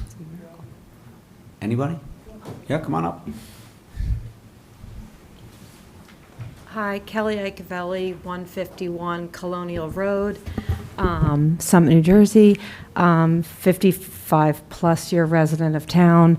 I just want to thank council for moving this forward, doing the due diligence. I have been a coach along with my husband in probably 6 or 7 different sports in town, been active in field usage and scheduling, and this will be a great asset to all sports, from track to soccer to baseball, alleviating the shortfalls we have with our sports fields in town. So thank you all for all your work. I know it's not been easy, and I listened to the zoning board meeting last week where the suggestions were noted about limiting different things, and I think that was very well thought out, so thank you all. Thank you for your comments. Other comments from the public? All right, comments from council. Council President, I don't know how much we can actually say since it's the lights, right? You can talk about the resolution. Councilman Boyer? Yeah, I'm in support of it. Okay. So, thank you, Council President. You're very welcome. Other comments from council. Councilwoman Hamlet. I would just like to say this is a huge victory for the community. these children need these lights, and as Councilman Smallwood mentioned, our intention is 100% to lead this project with integrity, transparency, and keep the neighbors included, and that's why we're doing the usage policy in the Law and Labor Committee. On June 14th, it was Flag Day, and I remember we had a little bit of a tattered flag, and I was in a bad mood about it. So we went out and got a new flag, and we called up some of the Elks and maybe a Legion person or two, I can't exactly remember. And I think I called Director Schrager and I said, how do I get this flag down? And then there's a key outside. And so we got a flag here. And that day, this is coming back to the lights, by the way. That day, Gil Oren changed out that flag. And so what I would hope is we can take that flag maybe tomorrow or as soon as we get a new one, Director Schrager, and we can either present that flag to Fran or we can put that down with those lights. And when we turn those lights on, we can remember Gil at that ceremony. So huge win for the community. Those are nice thoughts. Thank you, Councilwoman Hamlet. Other comments from council? Madam Mayor. Sorry, I don't usually talk this much, but being part of the planning board, this was something that we spent 7 hours discussing to get it to this point. I feel very strongly, having been involved in youth sports in this town for probably 20 years, actually, no, definitely 20 years, that this is a real win for the community. It's something that's a need. It's really not a want. It's something that, will really put us into the next generation as a city. And I just want to say thank you to everybody for the hard work on this. But I also want to point out that the planning board meeting did go so long because we were talking about how can we make compromises so that the neighbors have as little impact to their lives as possible. So this is a really important thing. It's not finished yet, but the lights really are going to impact in a positive way the community at large, and that's our job. Thank you. Thank you. Councilwoman Kamelson. Thank you, Council President. I watched the planning board meeting, and I saw a few suggestions thrown out, but they were immediately undermined by another comment. So I didn't see any recommendations that came out of the planning board meeting, which was disappointing. And I'm hearing about this lighting and noise ordinance for the first time, which is great. But we haven't seen anything yet. And there's nothing I can do to get my fellow council members to care about the neighbors around Tatlock. Your unequivocal support of the lights means you don't care how long whistles are blaring and lights are on every night. You don't care because if you did, you would have presented a plan to protect the quality of life for the neighborhood instead of racing through your made-up process to say you've checked all of your boxes. If you cared, you wouldn't have rolled your eyes at residents in neighborhood meetings. If you cared, you would not have turned the neighborhood study meetings into a pep rally, inviting the entire town to intimidate and heckle neighbors with genuine questions and concerns. If you cared, you would have completed accurate studies instead of an off-season environmental study and a traffic study on a rainy day football game with low attendance.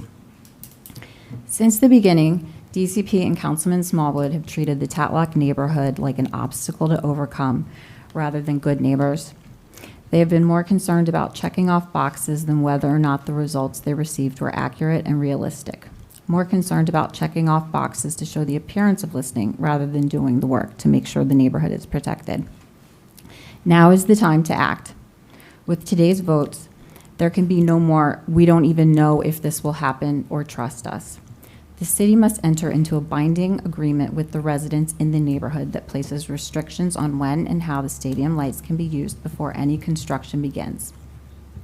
We need to continue to work on improving traffic and parking. We've made some progress, but this remains a challenge and results are not consistent. And as a reminder to my colleagues, this is our job, maintaining safe streets for all residents, not just the ones who agree with us, is our job. It's not going above and beyond to preserve the quality of life for the neighborhood. It's our job. So now I ask my fellow council members to prove me wrong. I said you don't care about Tatlock neighborhood. Prove me wrong. Let's work together and replace the empty promises with action. Let's put lasting protections in place to show our neighbors that city leadership respects and cares about them. Thank you. Other comments? I just have one. Councilman Smallwood. Or do you want to go Take- first? Councilwoman Hamlet? Please, go. Oh, yeah. Council Member Hamilton, I was just wondering, you mentioned that we threw out some recommendations. Can you just tell us a little bit more about whether or not we memorialized those at the end of the meeting at 1:30 in the morning and what they were? I don't know if you memorialized them. Do you understand that that's part of the process at the planning board? Maybe you missed that, but we specifically wrote down, just for the public, we specifically wrote down all of our recommendations for how we could improve the project, and that is actually goes through the planning board secretary. So if there was something specific that we didn't hit, I'd be happy to discuss that with you.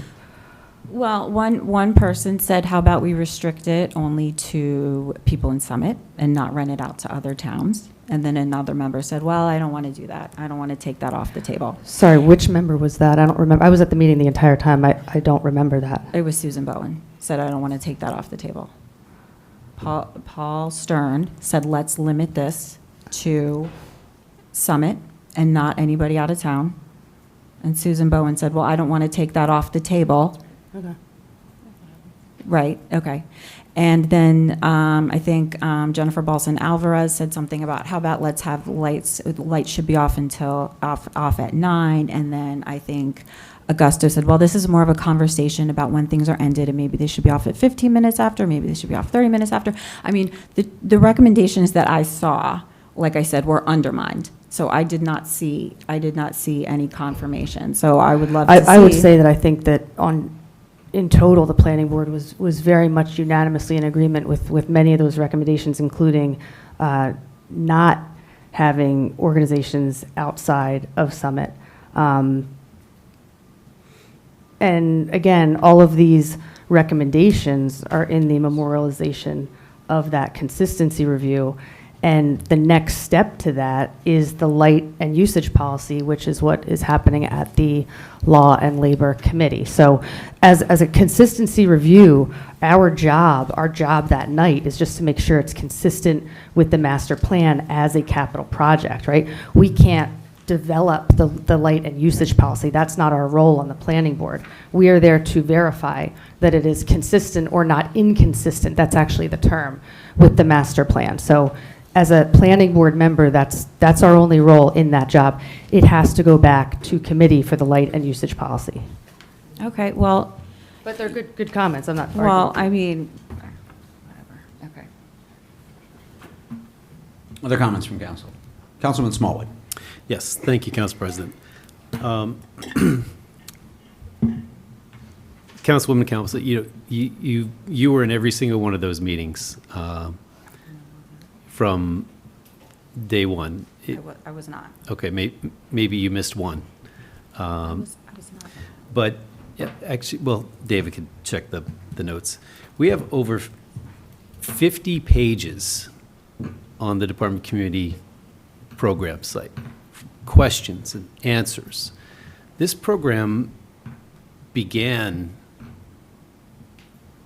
before 2018. This has not been rushed through. This is something that was presented to council in 2018 when Council President McTiernan was originally on this council.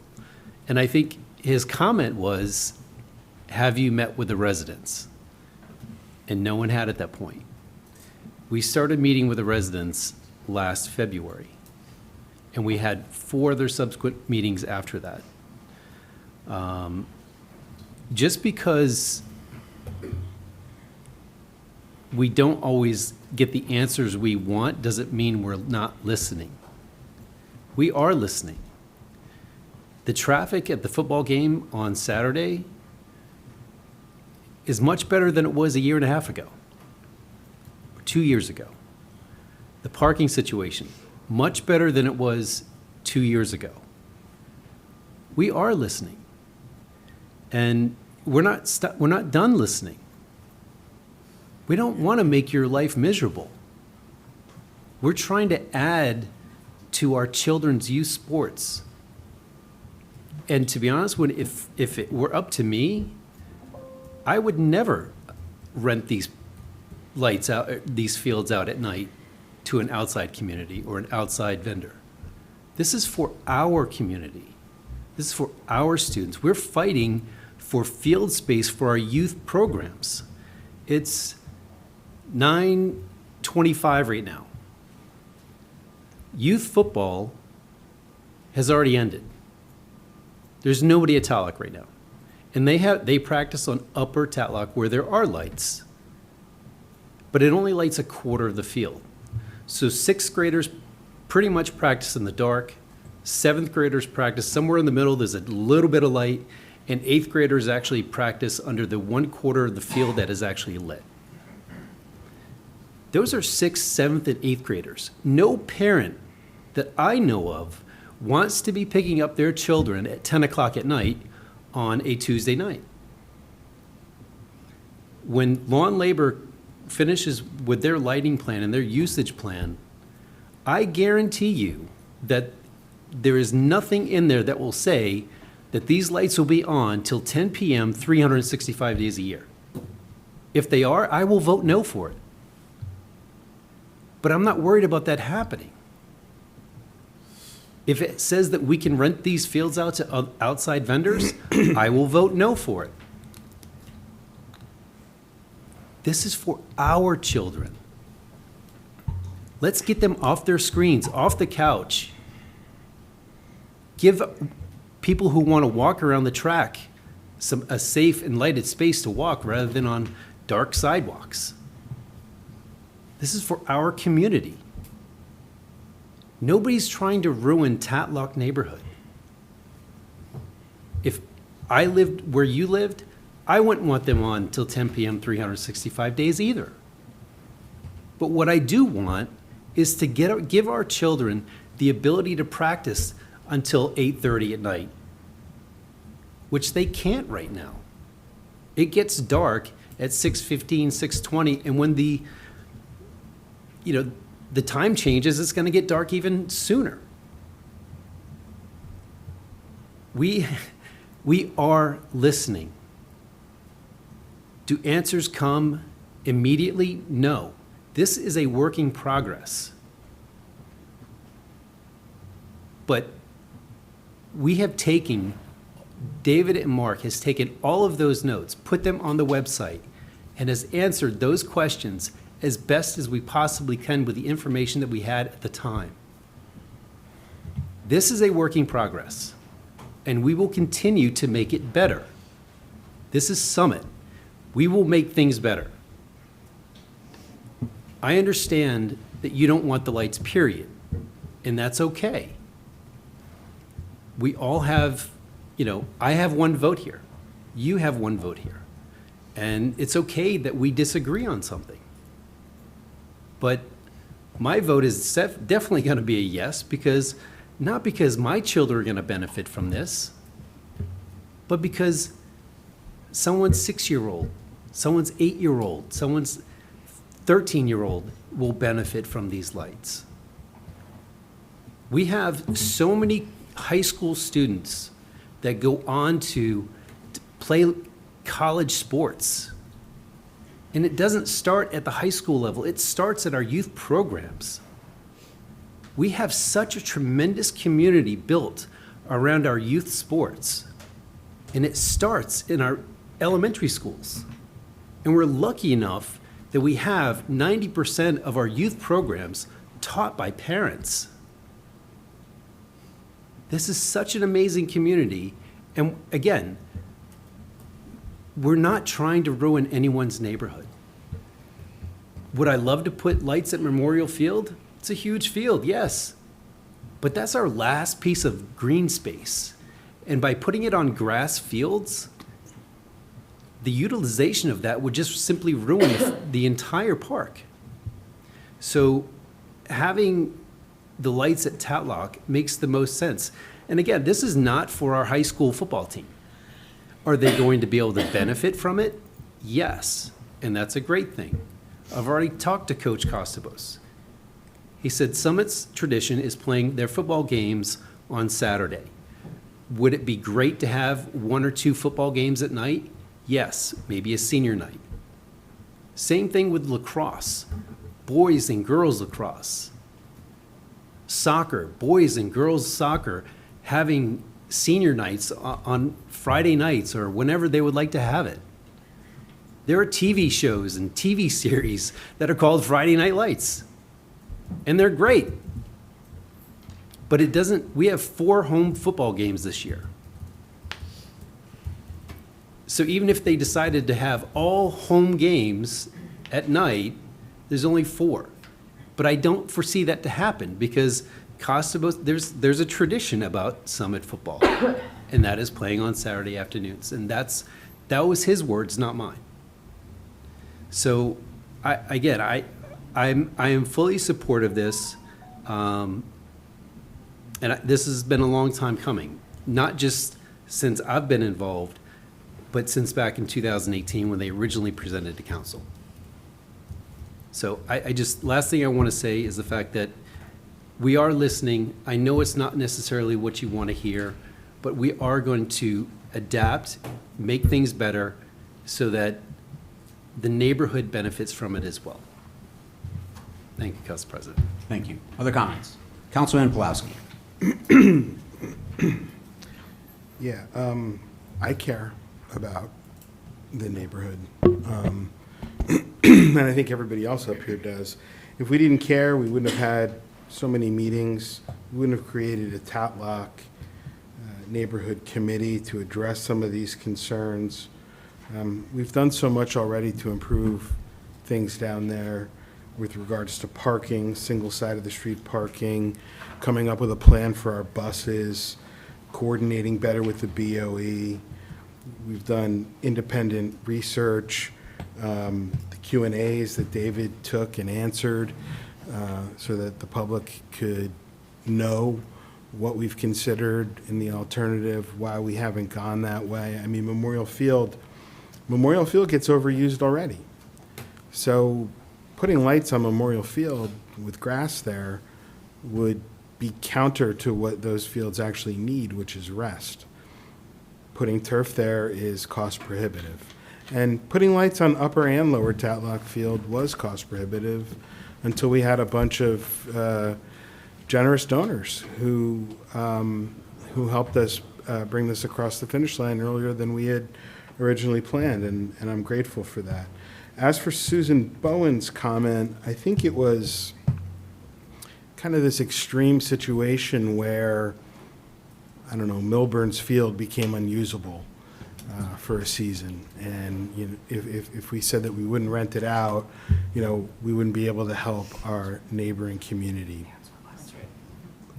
And so, you know, I don't know that that's going to happen. It has never been our plan to use this for anything but our own youth sports, which, by the way, have grown in leaps and bounds in the past decade or so. When I played in the Summit Lacrosse Club, there was a boys' 4th, 5th, and 6th grade team for the entire town. There was a boys' 7th and 8th grade team for the entire town. And there was a girls' 7th and 8th grade team for the entire town. Now there's 2 or 3 teams per grade for both sexes.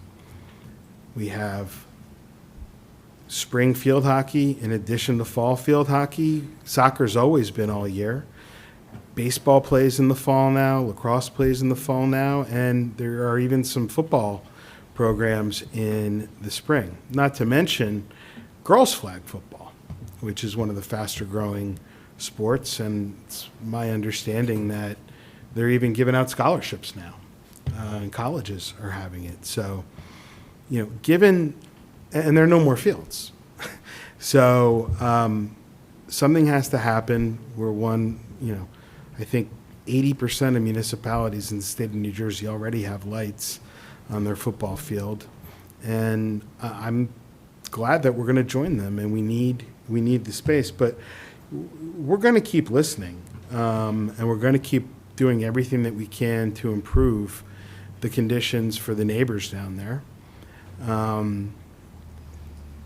And we are working on a usage policy that will provide some limitations. To my knowledge, one council can't bind another council with an agreement with a particular neighborhood. So I don't see how we could do that. But I'm going to vote for these lights. I've always been in favor of it. And, you know, I kept an open mind when we had all of these meetings, and you were at several of them that I was at, on the track at Tatlock, in an informal meeting, some sit-down meetings, presentations. I really do feel like we've done our due diligence on this. So I think this is a measure that's ready. Thank you. Other comments? Yeah, I'll just, oh, yes, Councilwoman Connelson. Thank you. I just had a few things. Everybody keeps talking about community, and the neighborhood around Tatlock does not feel like a part of the community. And I think it's really important for everybody to hear that. Somebody said to me, they knew this was on the agenda tonight, and they said, you know what? This isn't my town anymore. It's just somewhere I live. And that's sad. So I hope that you will go into a contract with the neighborhood. I think it's important, and that's something that Council President and I had discussed as an option, as, you know, something that that the city should do. And regarding the current coach, I understand the current coach doesn't want several night games, but when that coach leaves, we don't know what the future holds. So I think it's really important to get a binding agreement with the contract. Binding agreement with the neighborhood, and I think that would go a long way. Other comments? Councilman Smallwood. Yeah, you're absolutely right, Michelle. You know, coaches do come and go, so maybe it's something that we could address with the Board of Education. Maybe a contract with them. Yeah, I was going to say that I think that was my suggestion that we had. It wasn't with the neighborhood, but it was with the Board of Ed. Say these are, and make it some amount of time that would at least give the residents certainty that something's not going to change for several years. And the contract's binding.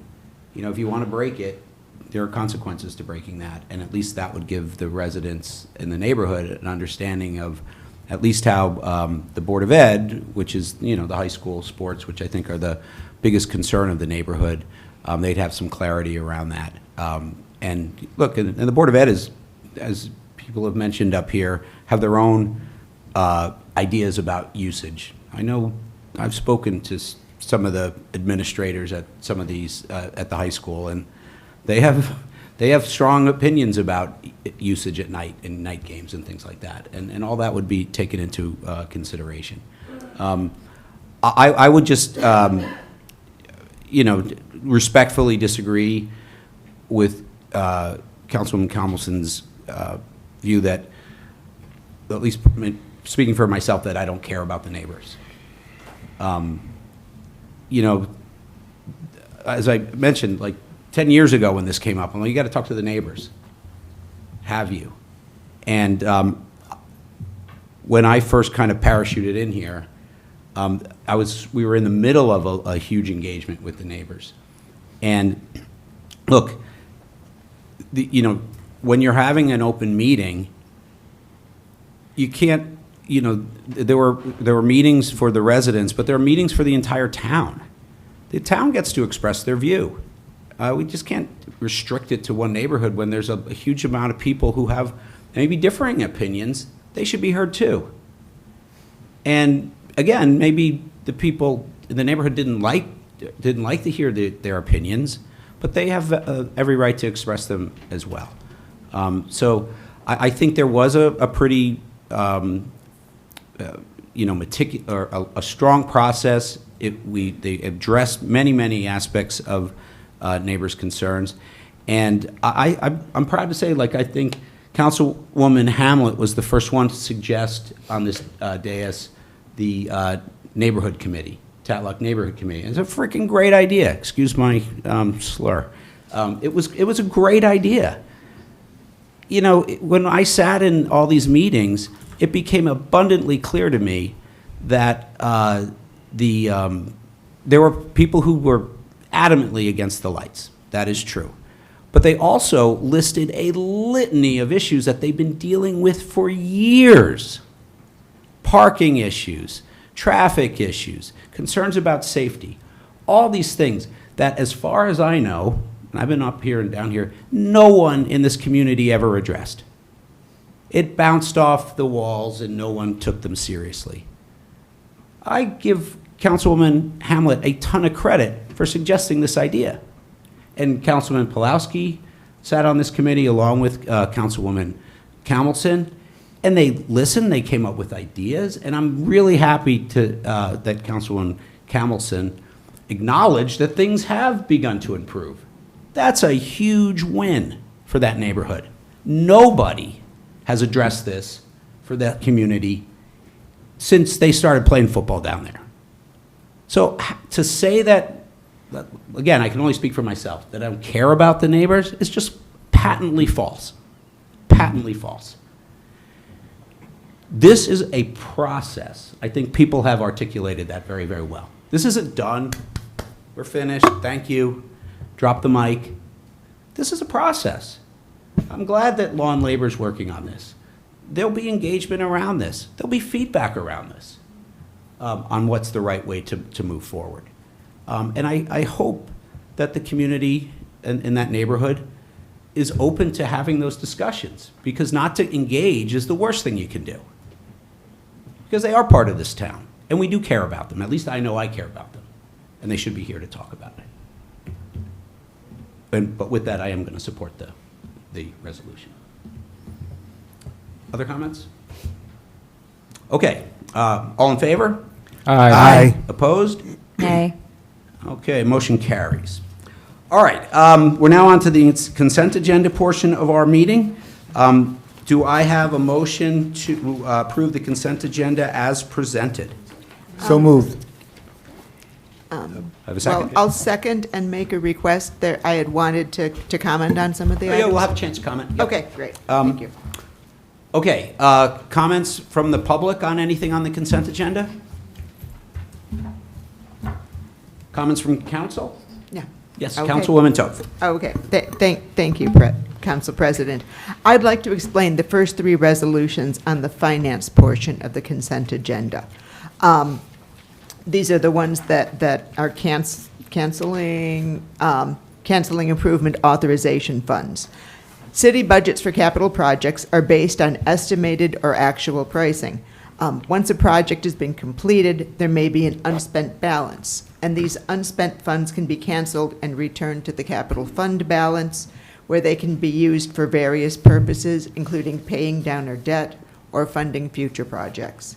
So the first three resolutions on the consent agenda do just that, and return a total of $298,184.51 to the city's coffers.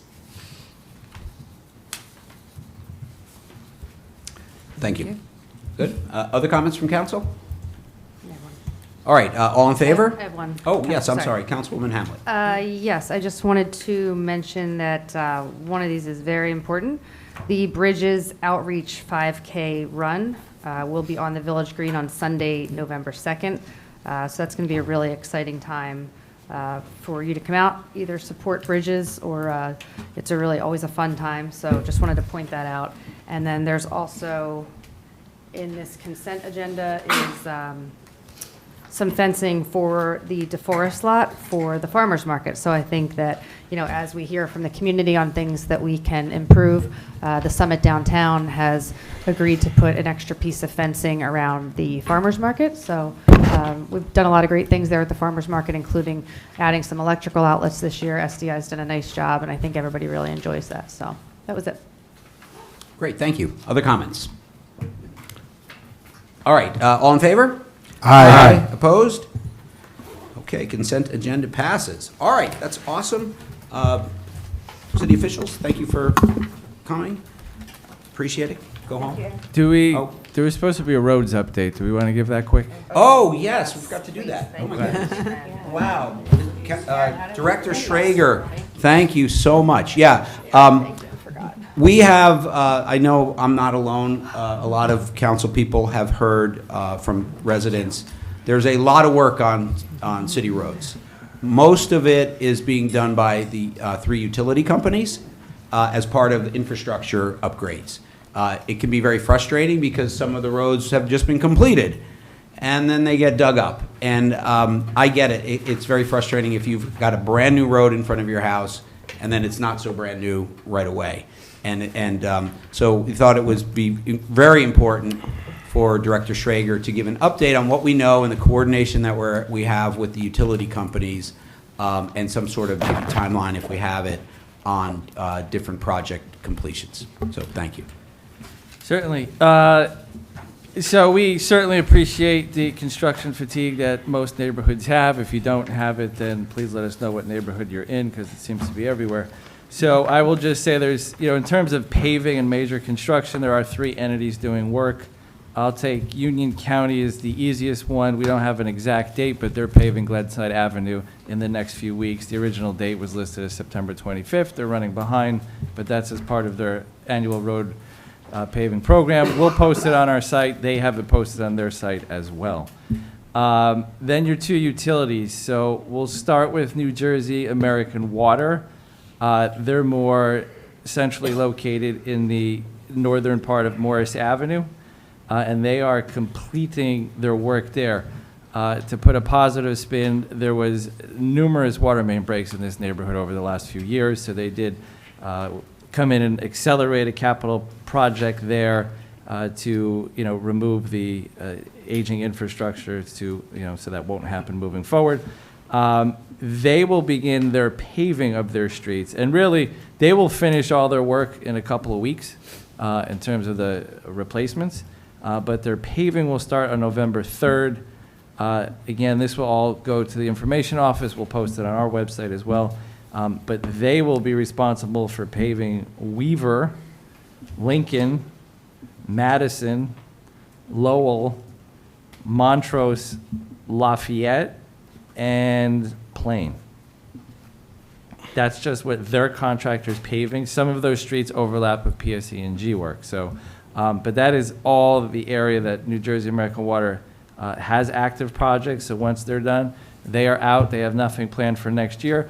Routine emergency services and upgrades will always happen, but they have no capital projects. So hopefully weather cooperates. They will be out of here by mid-November, and we appreciate their upgrade, but that'll give some relief of projects. PSE&G is still ongoing, and pretty much all over town. Seems to be more on the western side right now. They will be in to start paving streets that have been prepared and are ready on October 27th. Just to keep things, though, Halloween related, all utilities have been told they cannot work on Halloween and have been warned to have their streets cleaned up and their equipment protected for the night before, which some call mischief night, but either way, they will not be out on Friday, October 31st, doing any work. They were instructed that. Their first, this is not their first, it's actually their 3rd round of paving for this year includes Springfield Avenue, where they have trench work, obviously not the whole thing, Evergreen, an additional part of Colonial and Madison, Mealy, Aubrey, Lewis, the remaining part of Beekman, a portion of Ashland where they did work, Pine Ridge, and Baltus Roll Place. Those are the roads that will start on October 27th. Anything that has not been paved yet will likely be in the spring. We'll try to accelerate a few more if the roads are ready for it. In addition to that, though, it doesn't mean if there is trenches that are failing, if the roads are not in good condition, they will be fixing that much quicker than obviously their paving schedule. So we have engineers going out just to evaluate, to tell them that certain roads are just not going to cut it and not going to wait till paving.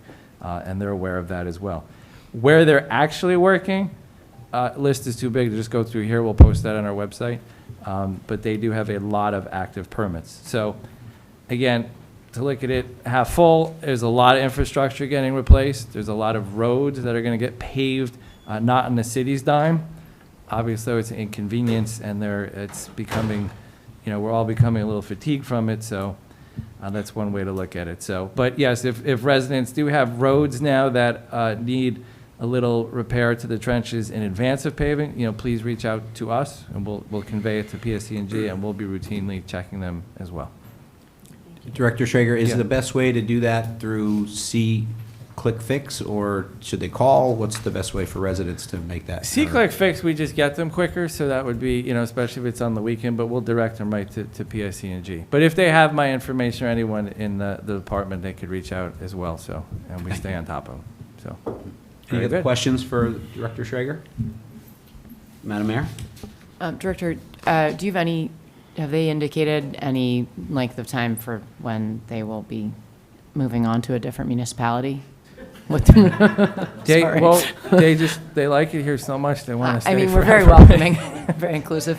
No, it's at some point next year, they say. Okay. So Both utilities?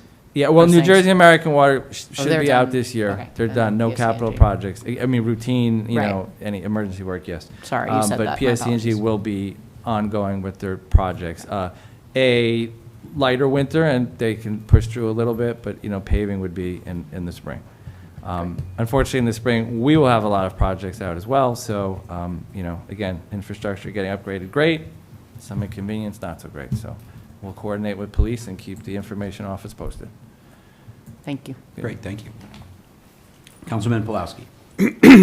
May I make a quick comment before public comment? And there's a reason for it. Sure. The high school newspaper is called The Verve. They're about $1,800 short this year, and in order to print all 9 of their issues, they're looking for some additional subscriptions. I've left a pile of paper on the counter. Please take one on the way out. $50. You can spy on what your kids are doing at school, and encourage your friends to help out too. Thank you. Okay, public service announcement, thank you. All right, any other comments or questions for Director Schrager? Okay, thank you for the update. Thank you. Mhm. All right, now we've got to end of our meeting. This is the time for the public to come and make comments for anything that was not on the agenda. Would just remind the public to come up, give your name, your address, and please try and limit your comments to 3 minutes.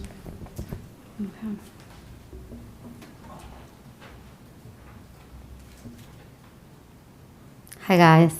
Rachel Kramer, 88 Elm Street, Summit, New Jersey. Over the past few weeks, I wasn't really sure where I wanted to go with my 3 minutes. But then I saw a recent post that made it clear. A post on the official Summit Democratic page by a vocal Democratic surrogate that read, "If you support any Republican, you support the destruction and harm the GOP is doing to this country. There is no separation between being a Republican on the national arena and a Republican on the local stage." That post was liked by the Summit Democrats account, effectively co-signed by local Democrat leaders such as Michelle and Claire and candidates Jacqueline, Dan, and Chantel. That post and that endorsement reflect what's happened to our local political culture. It's no longer about dialogue or community. It's about division, hostility, and the belief that if you disagree, you're the enemy and you don't care. 4 years ago, I might have read that post and nodded along before I was blocked from their page. But that changed when the Democratic-led council introduced the gas leaf blower ban as a pilot in March of 2021. I spoke out against it, not because I opposed cleaner, quieter landscaping, but because of how it was done without meaningful input from residents and the workers it affected. Despite being a lifelong Democrat, I was met with hostility from the former chair of the SMDC. I was told I cared more about profits over people, and I was even asked if I was fluent in Spanish after mentioning I'd spoken with landscapers. That pattern continued. When I raised concerns about Broad Street West, I was publicly scolded by a vocal Summit Municipal Democrat supporter, and the community was told that the opposition and questions were somehow connected to redlining and racism.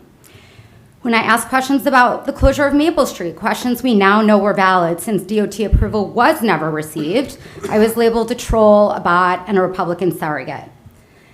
And most recently, after asking candidate Dan Crisafulli whether he supports the At Home in Summit project and whether he agrees with the SMDC's brand of campaign attacks, I was accused of threatening him and pursuing him to his car, claims that were later found to be entirely unfounded. Thank you, Summit Police Department.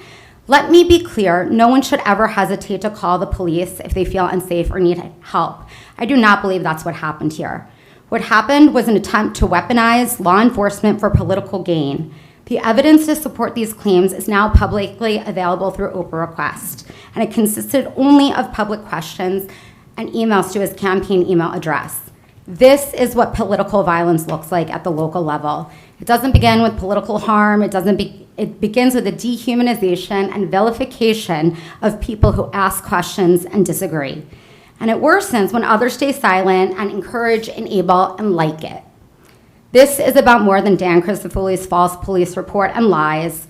It's about a culture that rewards silence, punishes dissent, and confuses control with leadership.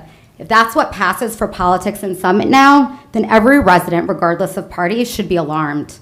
And we should all demand accountability, honesty, and basic decency from those who want to lead us. Anything less is an insult to this town and its residents. Thanks. Thank you very much for your comments. Other comments from the public?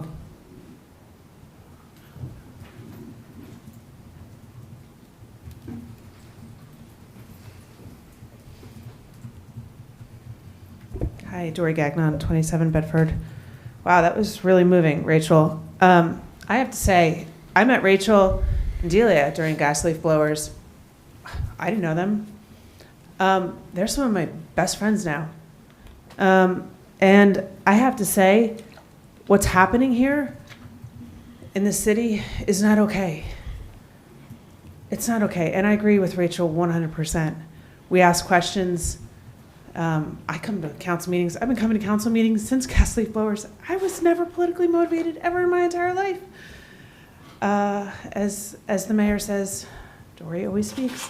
I'm always speaking. I want to learn. I've been a lifelong resident here my whole life. I give back like Gil. This speech about Gil was really motivating. Coaching, living, working, being a part of this town is really personable. And I thank everybody who's up here. Jamel, growing up with him, giving back. Michelle, I asked you to recuse yourself the last meeting. And now hearing the debate go on tonight, one thing that Councilwoman Jamie Levine did is she recused herself those sidewalks going in at the Arboretum, because I believe she was on the board. Now, recusing yourself because you live across the street from Tatlock, or because you're involved with the PTO there, or you have this whatever's going on with the United for Tatlock group that you started, you should ethically and morally recuse yourself because you're so closely involved with that organization. It's something that you would do. We do, or Mr. Pawlowski would do if he was involved with a firm that was closely associated with here, or that you should do. I think anybody who was on here, if you, Mr. Smallwood, were involved with a firm or something with your group, I would hold you to that, just like I would hold Ms. Conlinson to that. Whoever it is. I don't care if you're Republican or Democrat. It's the right thing to do. I'm glad you passed the lights tonight. I didn't like the lights, but like I've said before, I want them now because of this whole process and how it's gone about it. Again, I think the way that politics have gone in Summit, it's not about being a Republican or a Democrat. It's doing the right thing. It's holding people accountable. And I'll hold everybody up here accountable. You might be my friends, but I'm still going to hold you straight. I still call you and say you're not doing the right thing, like that camping ordinance, whether Mr. Pawlowski said, wow, to that email I sent him. Yeah, I'm still going to call you out on it. So just remember that. We're all here for the better good of this town. And I want to thank you again for everything you guys have done. And Gil, I know you're watching from up there, so thank you. Thank you for your comments. Other comments from the public?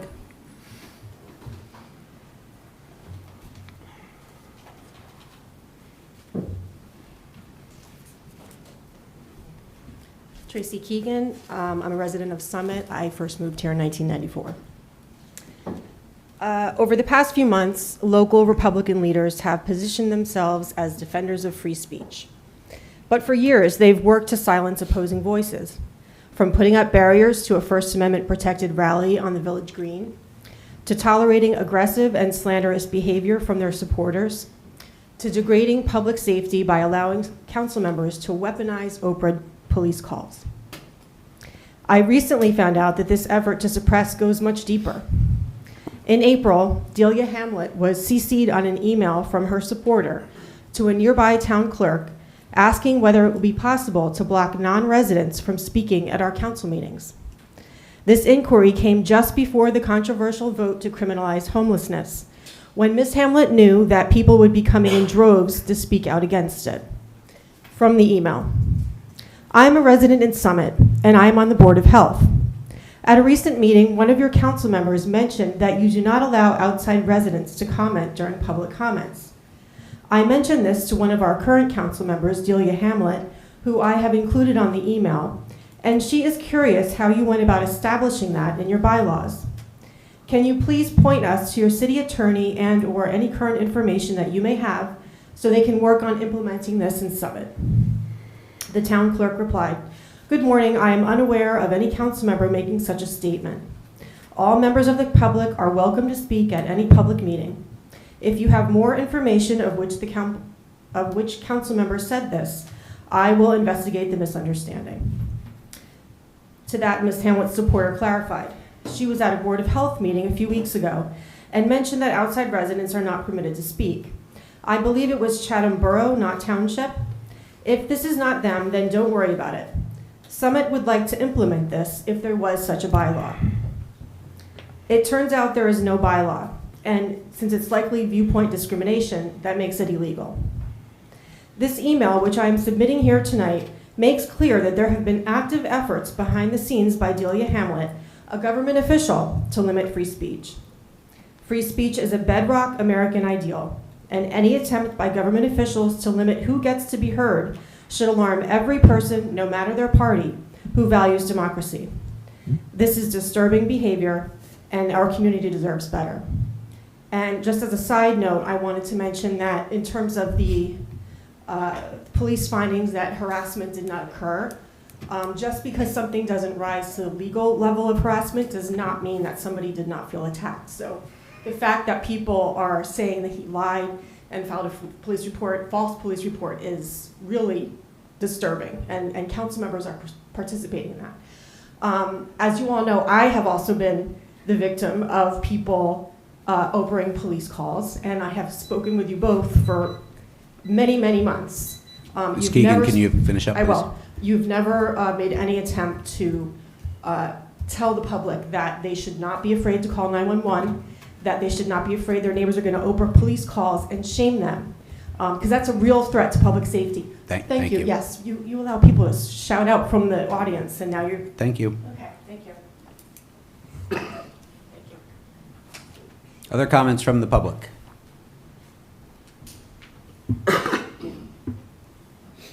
Good evening, Mayor, Council President. First, I want to say my condolences to the family of Gil. It sounds like he was a very dedicated community member, and my condolences go to his family. Also want to say I'm glad that we made up, Mr. Giacob.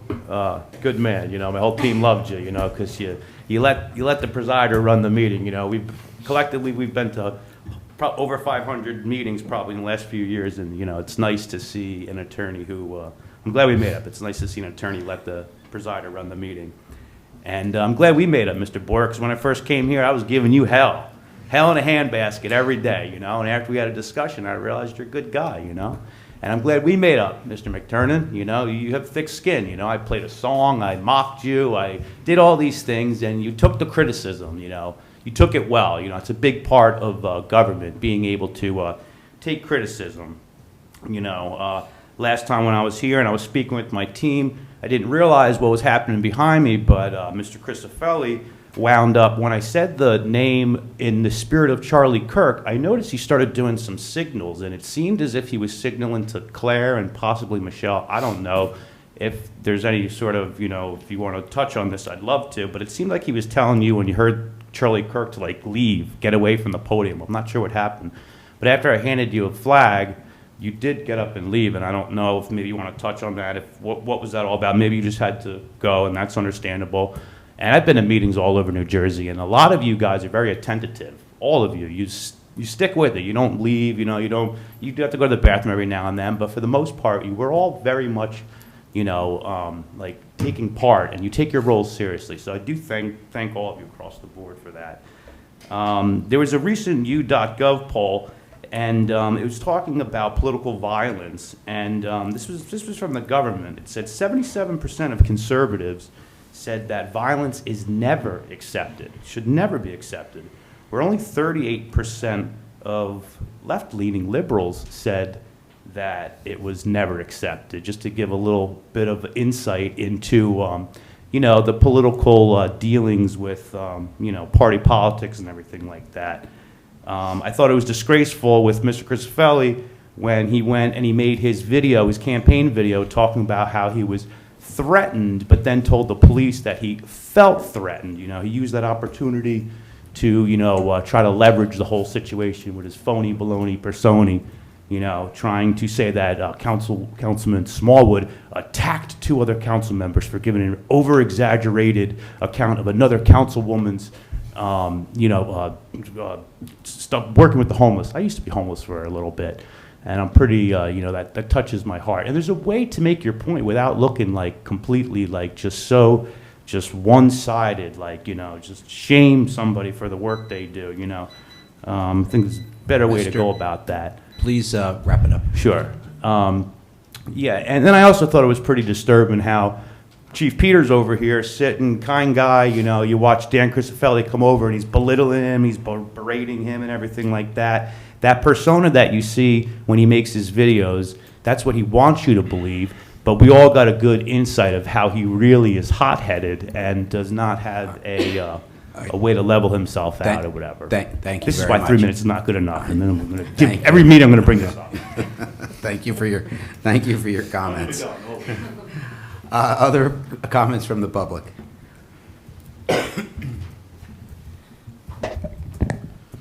Kevin McGoey, 113 Woodland Avenue. I want to talk about the what Dan Cristofelli did with respect to his police report. I think it's a very dangerous precedent that was set, and actually turns out I don't think he was the one that said it in his interview. Like when Dan came out on September 5th and said that he was threatened at his car and followed by 2 supporters of Kevin Smallwood, and they were following his lead, that was very disturbing. That we reached that level where people are actually threatening a candidate. And then that was followed up by the tap into everything else. So this went out broadly. Dan spread that around. And then when somebody Oprah'd his body cam footage, and actually when he had the footage of his interaction with him, you saw that it really wasn't that. And then when you really listen to what Dan said and all the evidence, the cameras that are in here, you clearly saw something was constructed that didn't happen. Now, if somebody's really genuinely threatened and feels worried, of course they should go to the police.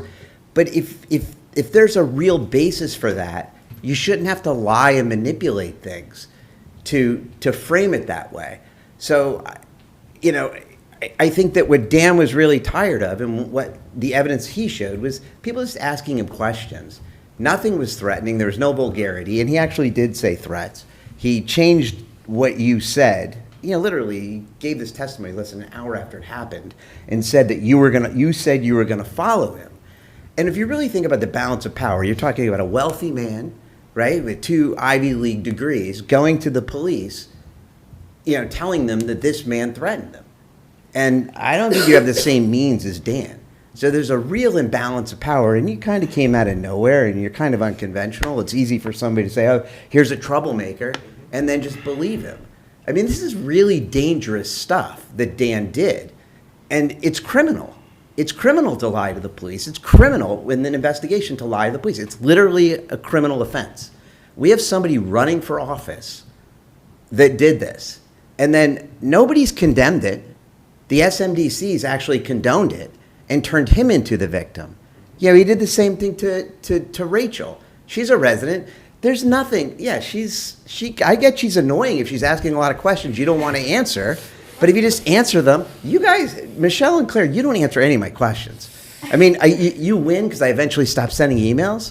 But like to construct this in a way that it's not. And then, Dan said that there was another council member that did it. And then it's like, okay, well, who else did it? Oprah. Jacqueline did the same thing.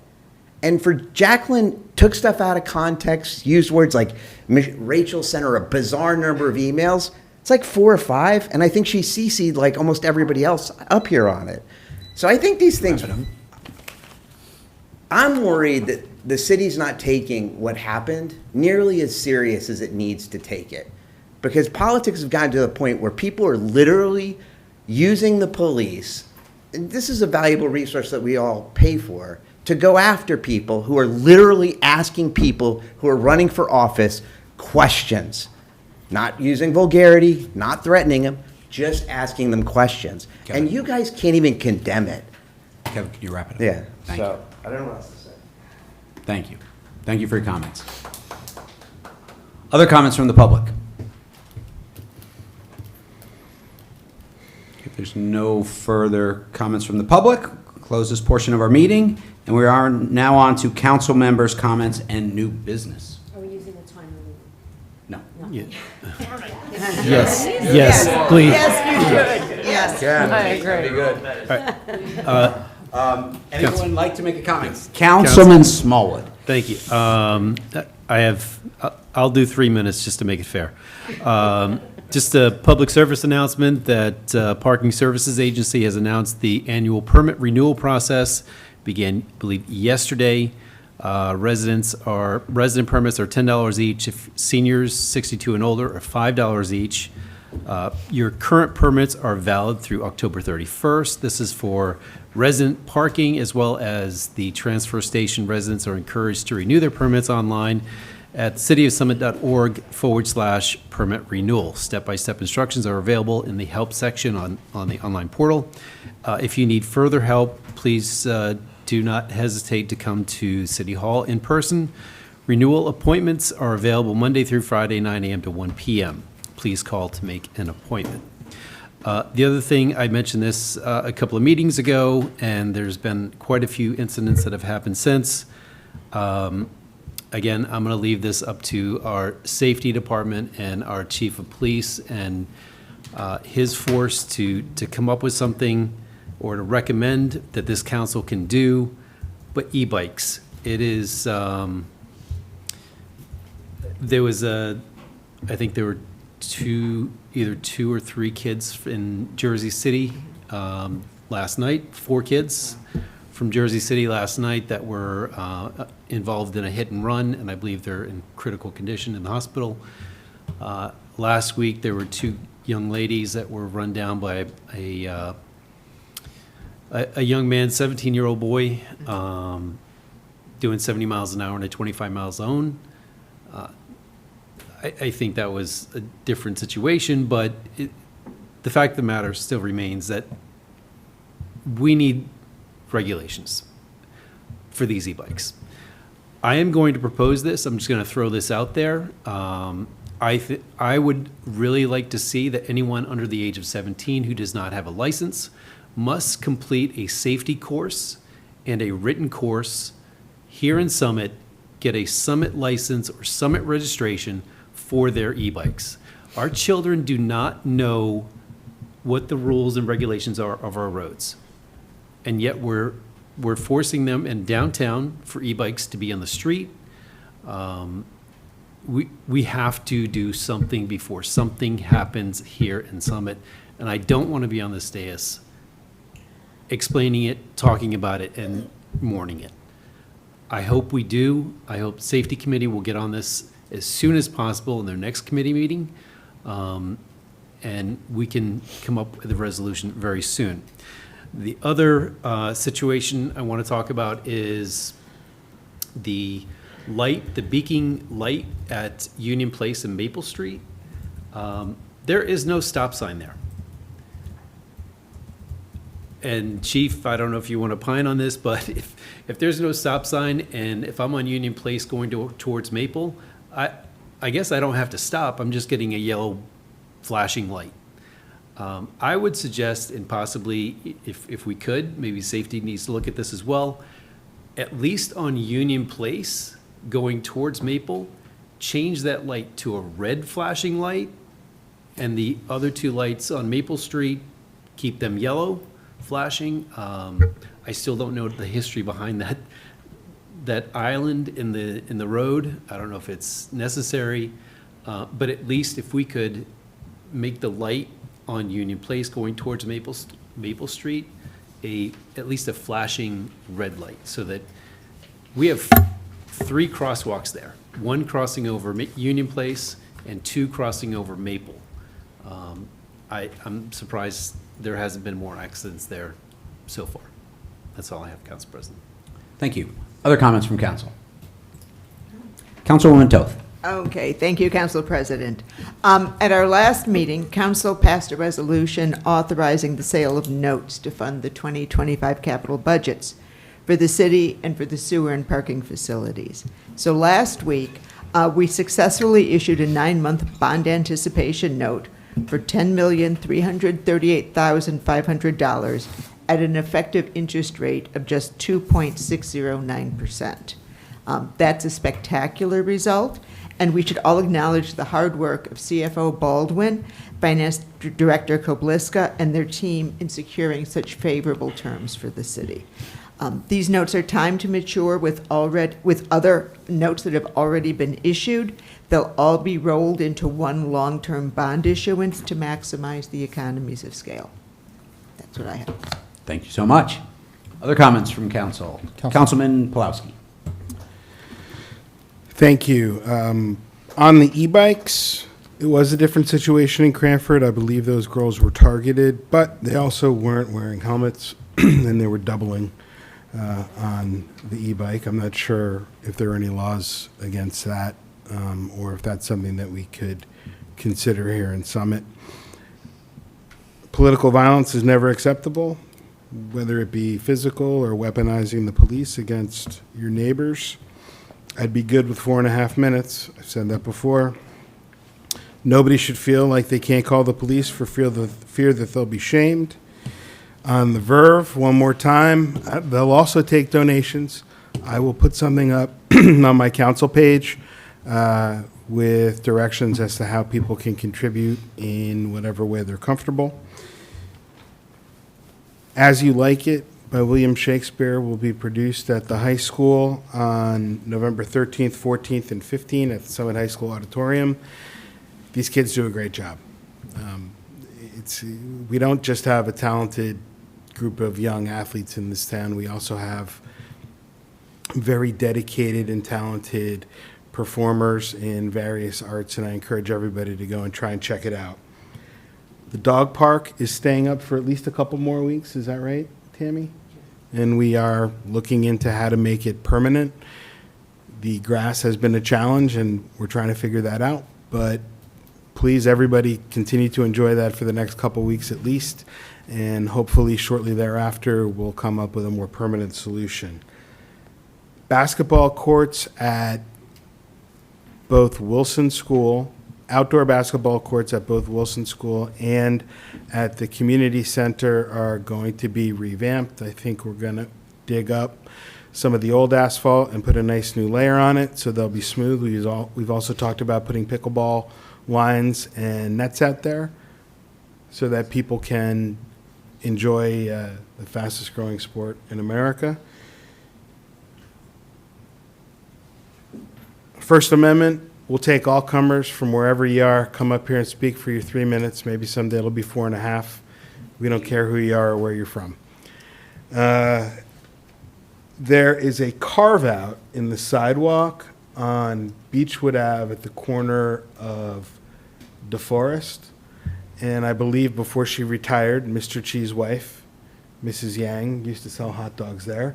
That might be a great spot for a bike rack, where kids can leave their bikes and walk around town when they're coming from that part of town. We probably could find a couple more spots for that to alleviate and make safer kids who can't ride traditional bikes on the sidewalks in the uptown area. That's it. Thank you. Mr. President, I wondered if you'd give me a couple of minutes to make a comment. Door was locked. I feel compelled. The door was locked. Were you here for a long time out there? A little bit, yeah. Long enough. There it is. The door was locked. I mean, I had to tell you. I'm just letting you know. Okay, if the door was locked and you couldn't get in, sure. I'll be brief. 3 minutes. Yes. I just want to comment about the Canoe Parkway neighborhood. Ms. Camelson, you and your clique do not represent me or my neighbors. You've made a lot of statements about certain council people which are wrong and not true. You know, over 2,000 people signed a petition against Broad Street West. Over 2,000 people signed a petition for lights at Tatlock Field. I moved to my home on Canoe Parkway over 30 plus years ago because of its proximity to Washington School and Tatlock Field. And I've enjoyed it every minute of the time I've lived there. And I've had absolutely no problem with the activity or the traffic or what goes on. In fact, I enjoy listening to the children playing during the day. I enjoy the activity at the field at night. I enjoy listening to the sports, and I participate. And I've coached youth sports for many years. So I think you need to redefine who represents the Canoe Parkway neighborhood, because you don't. You represent a clique, and I can guarantee that you will probably be moving out of this neighborhood long before I do, because you'll be tired and done with Summit. And I just would like to thank this council, because, you know, the neighbors don't get everything they want. I didn't want sidewalks on Canoe Parkway, but you are getting them on one side of the street. Okay? I don't think they're needed. And I think, but a bunch of people, a small group of very loudmouth people, yelled enough to the point that a couple of councilmen had to listen to it, and now we're wasting taxpayers' money on sidewalks. Well, you haven't. So there's compromise. And I think these lights are a great move, and I applaud the council for doing it. I sat on the planning board till 2 o'clock at night to listen to some of the opinions and take them under consideration. And we did put a number of things, and our attorney was writing down conditions for our memorializing resolution, which is going to be sent back to the law committee. So I think for you to stand there and sit there and say, you represent all of Canoe Brook, count the number of signs on the streets that say stop the Tatlock lights. It is minimum. There are very few. You don't represent us, and you don't represent the majority of the people that live in that neighborhood. And that's my opinion. Thank you. And thank you, council, for listening and for the hard work you do. And this comparison to Washington politics is just insane. And if any taxpayer votes for that, you have to be crazy. Thank you. Thank you for your comments. All right, Council back to President. council comments. Councilman Boyer, do you have something you want to say? I'm going to be brief because Councilman Smallwood and Pulaski have totally taken my spot these last couple of meetings. Yeah, right. I don't know if anybody knows how it feels. You know, Mr. LaJoy was going to say 15 years, and then he corrected himself and said 30 because his wife was my teacher, and you know, to be elected councilman, and when I see my teacher and the way she looks at me with like pride, you know, it warms my heart, you know, and it was the same way with Gil. I remember Gil handing out equipment when I was in 5th grade, football equipment. Him and Coach Woods, Jay Woods. Gil was a special human being. There is I look at Summit in the black community, it's like the Inkwell. There's a movie that came out, and he knew all of us. He knew our parents. You know, he helped us. He was some folks attorneys that couldn't afford attorneys. I mean, I don't know how many wills he's written for free for people. You know, I was going to work all throughout high school, and freshman year, you know, he came up to me and I was on the sideline, and, you know, and I was just looking at practice or whatever, and he came and he said, "What are you doing? What are you doing on the sideline?" I said, "Well, you know, I want to work or whatever." He's like, "I need you out there in the field," you know, and it was like one of the best decisions of my life to, you know, play Summit football and just have him as a coach and a mentor, and his support during my campaign run was amazing to see how proud he was of me. Like, yo, look at this guy's on council. This is crazy, right? So I loved him. I loved him dearly. Lastly, last week there was a Summit Housing Authority meeting, and listen, you know what? Every council meeting, I'm going to talk about it because this is serious. So I wrote an email to the Summit Housing Authority, and I said, "Listen, I think you're violating laws." Their attorney, they looked at it, and they had a public meeting. It's public. You can look at the notes. They said, "Councilman Boyer, we agree. We have been charging excessive increases beyond the 10% limit for continuing tenants violating NJSA 46-8-21.2. Basically, if I paid $1,000 in rent and I paid $1,000 security deposit my first year, and then the next year my rent went up $2,000, they would charge me an additional $1,000 for a security deposit. That is against the law. You can't do that. They've been doing it for years, and they admitted to it.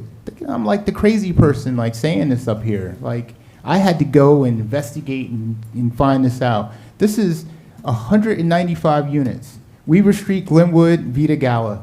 Elderly people, folks, Section 8, taking money from them. Miscalculation of rents. People in there that don't have leases. I got an email today, and there was a group of folks over there, and I guess we went a little late, and there was Miss Mitchell was going to make some comments because she sent me an email and said that she was being evicted tomorrow because they wouldn't accept her personal check, which she got from her pension. They are having an auditor come in to audit their financial records. You know, I don't know if our city solicitor maybe can opine on this, but I think they should halt any evictions that are in process in those three areas until the financial irregularities are worked out. We call ourselves a town that fights against homelessness, but we're going to put somebody out in the street that has a kid because you wouldn't accept her check. I mean, this is a summit, and I hope everybody in town watches this. We all should stand up. You know, the housing authority is out of pocket. This is ridiculous. And they're gonna hate me. "Oh, Jamel, why do you come up there? This is not for city, you know, people should notice." Yes, they should. Yep, and I'm gonna tell. I'm gonna tell on you. Absolutely. I'm gonna tell it. I'm gonna tell it every time I come up here. Every meeting I go to, every email I get, I'm gonna recite it.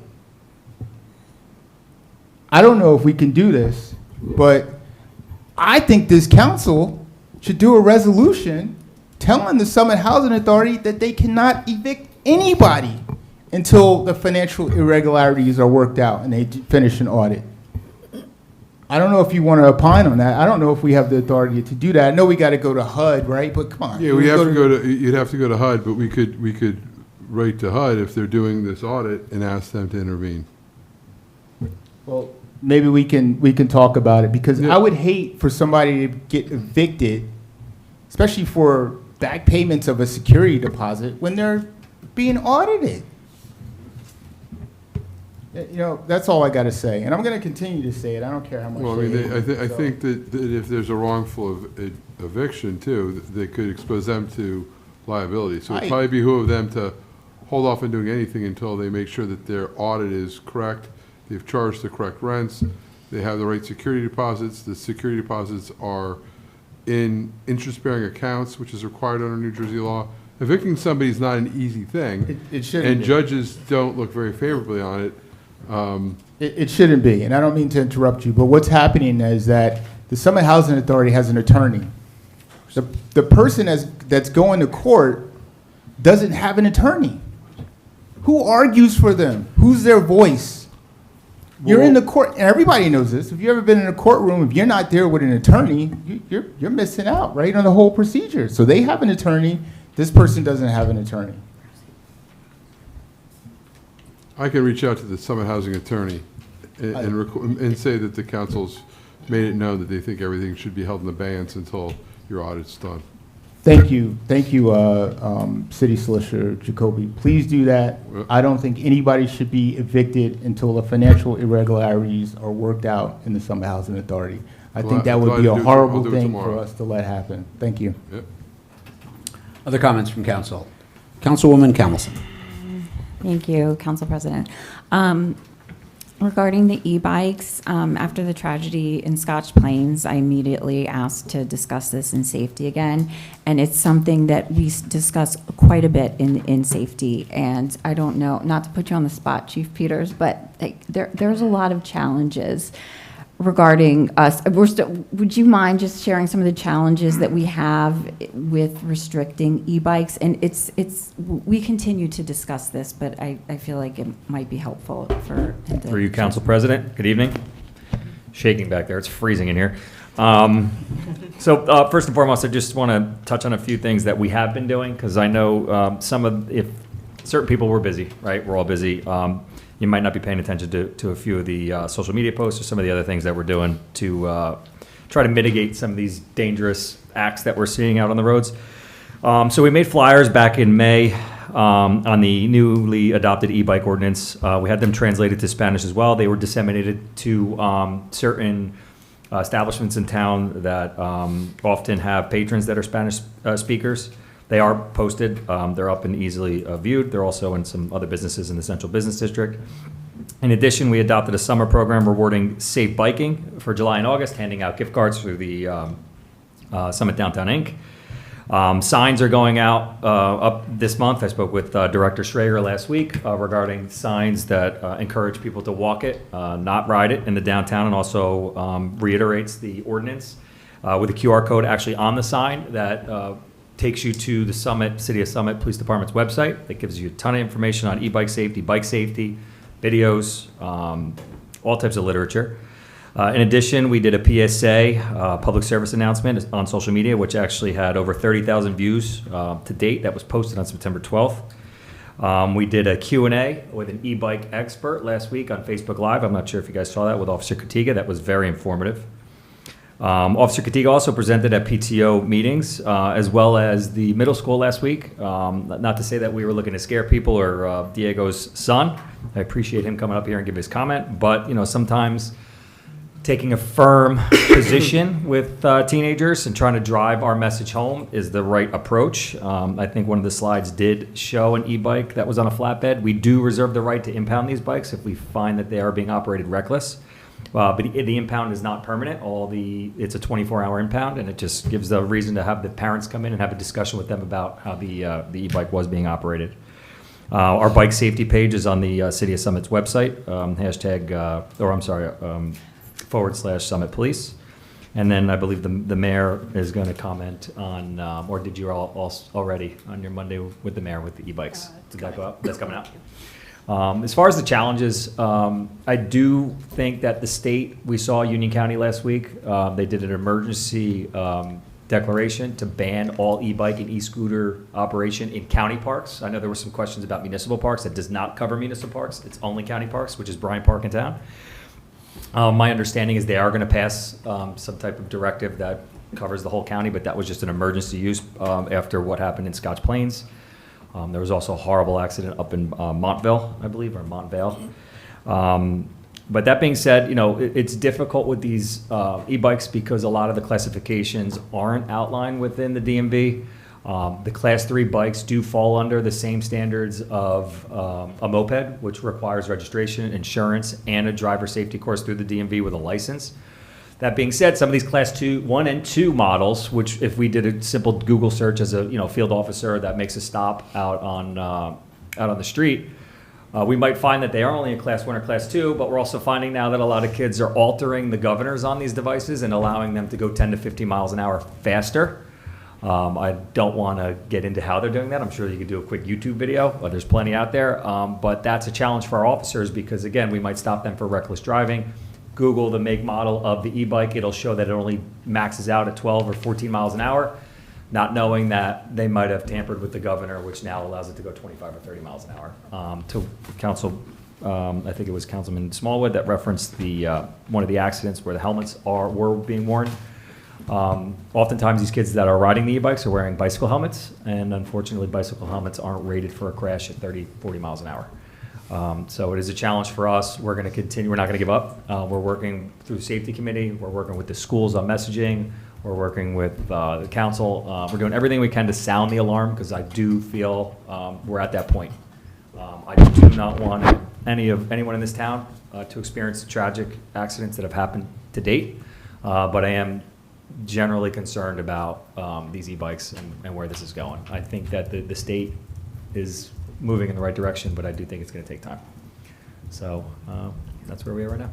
Chief, quick question. Yeah, please. I hear a lot about e-bike regulations, but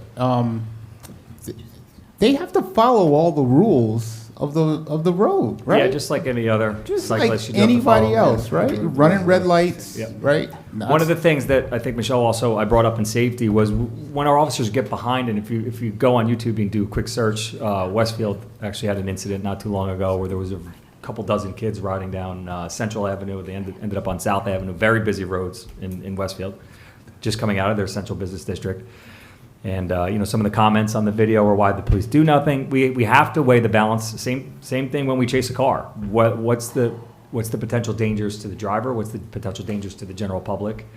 Because the last thing we want to do is illuminate our lights and get our sirens going, and then all of a sudden we cause the crash. So oftentimes our officers will monitor and then possibly effectuate a stop after they're out of traffic view. But if they take off on us, we're not in the business, of necessarily causing an accident or causing harm to a teenager who's operating a bike carelessly. We might create even additional danger for that teenager or for other people on the road. So that's a challenge that we face as well. But again, we're doing everything we can to work through it and really sound that alarm to the parent. At the end of the day, I think, I'm a parent myself. Refused to buy my middle schooler an e-bike, but if I did, I would have a conversation with him on how to operate it because I see it in my town as well, and they're moving. They're definitely going faster than I think what these things are designed to do. So, Chief Peters, quick question. I think someone suggested maybe Councilman Smallwood about some sort of safety test and such. I think when I was a kid, embarrassingly to say, I think I had a moped. And I believe I had to pass some sort of safety thing before I was able to operate that thing. That thing goes a lot slower than I see these e-bikes zipping around in. Is that a possibility? I'm not holding you to it anything, but is that something that potentially we could think about at here the in local town, level? I think we put it on the agenda for the next safety to talk about it. I Okay. think there's a lot of logistical measures that have to get worked out. I know the state's moving in that direction. Like I said, for a Class 3 e-bike, they do require that now. But to the point I made earlier, some of these Class 1 and Class 2s, simple Google search will show that they only do limited in miles per hour when we find out that they've been altered and they're actually going a lot faster than even the parents know. Because again, you might purchase one for your kid on Amazon. We had a situation where a parent purchased it for their child on Amazon. I heard this from one of the employees at the bike rodeo today, who works for Trek, where they brought this e-bike in where the front tire was all mounted wrong, and they said our son wanted to put it together. So they let their teenage son put together this bike that's electrically charged that goes 20, 30 miles an hour. And you should have seen the the person from Trek, their mind was blown. But that's a concern of mine because parents might not necessarily understand what the potential is for this bike when they buy it, because it might list 12 miles an hour, 10 miles an hour, and then it gets altered. Because teenagers are going to do what teenagers do. Did you have something too? Yeah. Just Councilman Pulaski. one quick comment on this. And thank you, Michelle, and the Safety Committee for all your work on this. As a matter of deterrence, couldn't we do a recorded message? Ryan Peters, Chief of Police in Summit. You may or may not know this, but if you're riding an e-bike, you must wear a helmet. You must stop at stop signs. You must obey stop signs. You must obey speed limits. You must ride safely. If you ride recklessly, the police can and will impound your vehicle. If you make any of these violations, we will ticket you. Class 3 requires a license. A modified Class 1 and 2 will be considered a Class 3, and you will be ticketed accordingly. Yeah, we've done all that. I mean, if No, but I you mean, think it's going like- to carry more weight coming from me, No, I mean like a I'll do it. pre-recorded announcement. Yeah. They could play periodically. We've during literally home- touched every kid, not literally, but in the middle school, we presented to every kid about everything you just said. We were just there this week. We did an hour plus long, Facebook Live, sending that message home. And I'm just, again, we're sounding the alarm. The mayor and I have had more conversations about e-bike safety and what we're going to do to kind of mitigate any of these dangerous situations that we all see. It's not like it's limited to just the police. Everybody sees it. And it's almost like a train that's gone out of control. We're just waiting for something bad to happen. And I'm very concerned. If a message from me will carry more weight, I'd be happy to do it. I think the mayor said it the other day. There's not a person I won't talk to. I'll talk to anybody, anytime. Like, I like to talk. I'll put me on camera. I'll do Jenny on camera. But I just, I think at the end of the day, we have to make sure that the parents are having these conversations as well, and that they're monitoring what their children are doing and if they are altering these e-bikes, because it's going to create a more, unsafe condition for them to be operating. Anything else? Cool. Thank you. Thank you. Thank you so much. Other comments from council? Yes, Councilwoman Campbellson.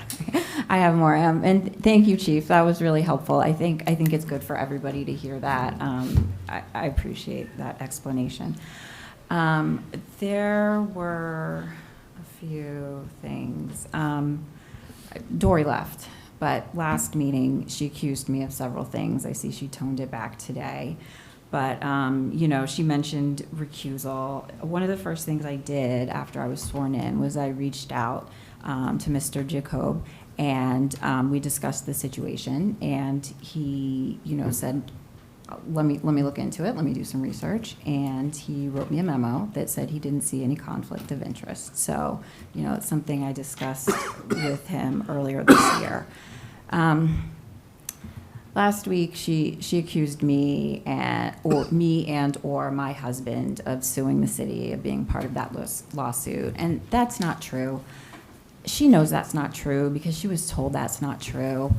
People called me the next day and they said, why didn't you say anything? Why'd you let her say that? And I said, well, it's Dory. She defames everyone.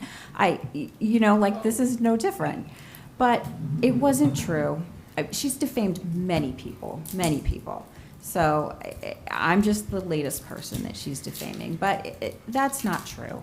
And, for her to say that she's mad about the way the neighborhood went about it, my neighbors, they have all the same rights that everyone else in the city does. They have all the same rights that the neighbors that live near the Red Cross building have, because those neighbors were in here with a lawyer last night. My neighbors have those same rights. They have all the same rights that Dory and her neighbors had when Oratory expanded.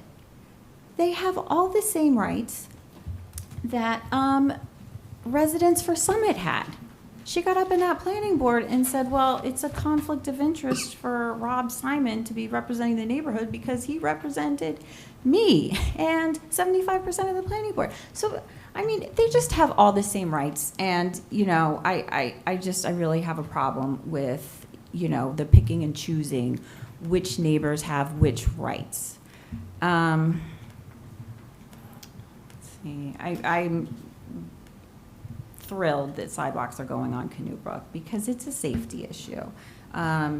The kids need the sidewalks. They need the sidewalks. So I know Mr. LeJoy isn't happy about that, but I'm thrilled, and I can't think of anything else. So I think that's it. All right, other comments? Councilwoman Hamel. Well, a lot to unpack there. Not sure where to start. I'll start with Breast Cancer Awareness Month. I got my mammogram within the last couple of days, so that was it's a good reminder to get your mammogram. On a lighter note, we are making some progress with the noise at Overlook.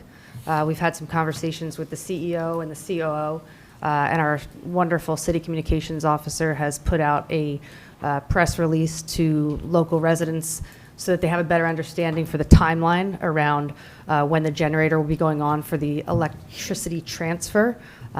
It's been pretty painful for those residents, and I would say that this is a good example of how when residents complain and you get an answer, sometimes you got to dig a little deeper. And sometimes you got to go to a neighborhood at 10 o'clock, at 10:20, at 10:40, at 11 o'clock, because generators switch on at different times and the electricity load changes. So sometimes when our Board of Health would go out, they wouldn't hear it. But 20 minutes later, when I would go, boom, trigger. And so sometimes residents, and in fairness to the city employees and even the Board of Health, everybody thinks they're going crazy because they say, well, we've heard these complaints, but we've addressed them and we've had decibel readings. But it just shows you that our job as elected officials is to advocate for you, not to degrade residents. We don't degrade residents. We advocate for you, whether we like you or not. Peter LeJoy is one of my biggest supporters. He didn't want the sidewalks, right? I got more hate mail that week from some Republicans than I've ever seen. But we're still buddies. But he didn't want the sidewalks. Now I got a bunch of Republicans not voting for me and a bunch of Democrats not voting for me either because they weren't going to vote for me either way, right? And that's what this is about. It's about representing people, not demeaning residents. It's about doing the right thing, even when you don't agree with them. So I'm happy that Overlook is getting solved.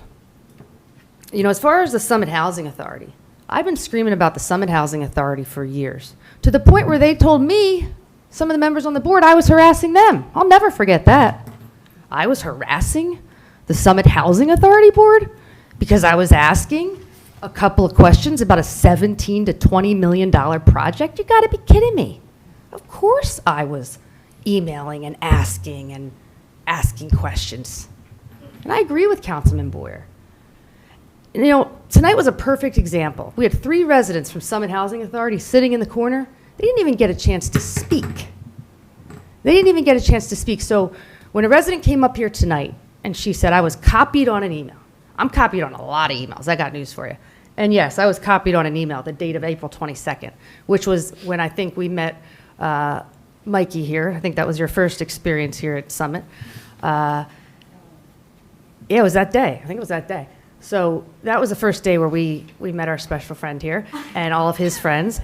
And everybody was bussed in from outside of the community to talk about the homeless ordinance, the anti-camping ordinance. And, I've been to more meetings till 2 a.m. than most of y'all up here. Not to say that you're all not in them, but I'm at the planning board and I'm just at some late meetings. And so to say that I was part of an email exchange where I was advocating that the public, members from outside of the public can't come to our meeting, I will tell you this in all transparency. Sometimes I wish that those 3 residents, if they were there that night on April 22nd, I think sometimes they have a right to speak first. They may not agree with me, may not disagree with me, but the facts are we're all here rambling, and 3 people from our Summit Housing Authority who are living in poor conditions, being evicted, and overcharged on their rent or security deposits couldn't speak tonight. And so when that supporter came to me that morning and she said, I'm telling you, I just heard that Chatham's not allowing non-residents. Now this is 9:22 in the morning. I pulled up the email. 9:22 on the date of April 22nd. And she copied the Chatham Borough Clerk and said, I heard that at your meetings you're not allowing non-residents. How did you do that? Because I think Summit might want to do that too. I don't think I responded. I'll have Rosie check all my emails, but I don't think I responded to this particular chain. And the borough clerk comes back and she says, well, that's not us. That's a mistake. Maybe it's another borough. And so the supporter kind of rests their case. And you know, I mentioned that night as long of a night as it was, I said, you know, it's important to hear different perspectives from the community. That's why we do this, right? The last council had zero dialogue. It was like robots up here, right? I've disagreed with my colleagues up here, right? We don't think the same. I'm sorry I'm talking too much, but it's very frustrating when somebody says that I'm trying to silence people. That's the last thing I'm doing. I'm listening to everybody. I got more emails than I even know what to do with. There are no more minutes in my day to listen to people. I've tried. I can't find any more. And so the accusation that I'm trying to shut residents out is patently false and could not be further from the truth. And what happened to our residents, you know, I didn't know a lot about filing false police reports until recently. I had never been involved with any of that. So I'm learning as we go. And I think one of the things that I think I've learned in having some of our non-residents come is asking tough questions that we may not know the answers to that somebody else knows, right? And pushing the envelope a little bit. But, you know, that's what makes us good elected officials. And, you know, tonight I will say this. I think 3 minutes was a little too short in a few instances. Yes. I do. I think 4 minutes, I'm just saying, I know Rosie's not going to be happy with me, but I've noticed every speaker up here was almost about to be over 3 minutes. And they had important things to say at the end of that 3 minutes. Now, listen, I don't think everybody should come up here and speak for 5 minutes. But I think maybe like 3 to 3:30, 3:45. I think people have important, they've been listening to us for 5 hours. Yeah. The last thing I will say is I do think that as far as the false accusations from certain individuals to police reports, I think it's really, really important that we take it very seriously. Our police officers are our most valuable asset in keeping our community safe. And every minute we waste of their time is time that could be spent helping someone who has another really, really important and serious issue. So if those accusations are false, then I think that we should all hold those individuals responsible. And as someone said tonight, it's a really, really big deal. And people should feel safe to call the police, but they should not feel safe to file false police reports. That's not okay. It's not okay.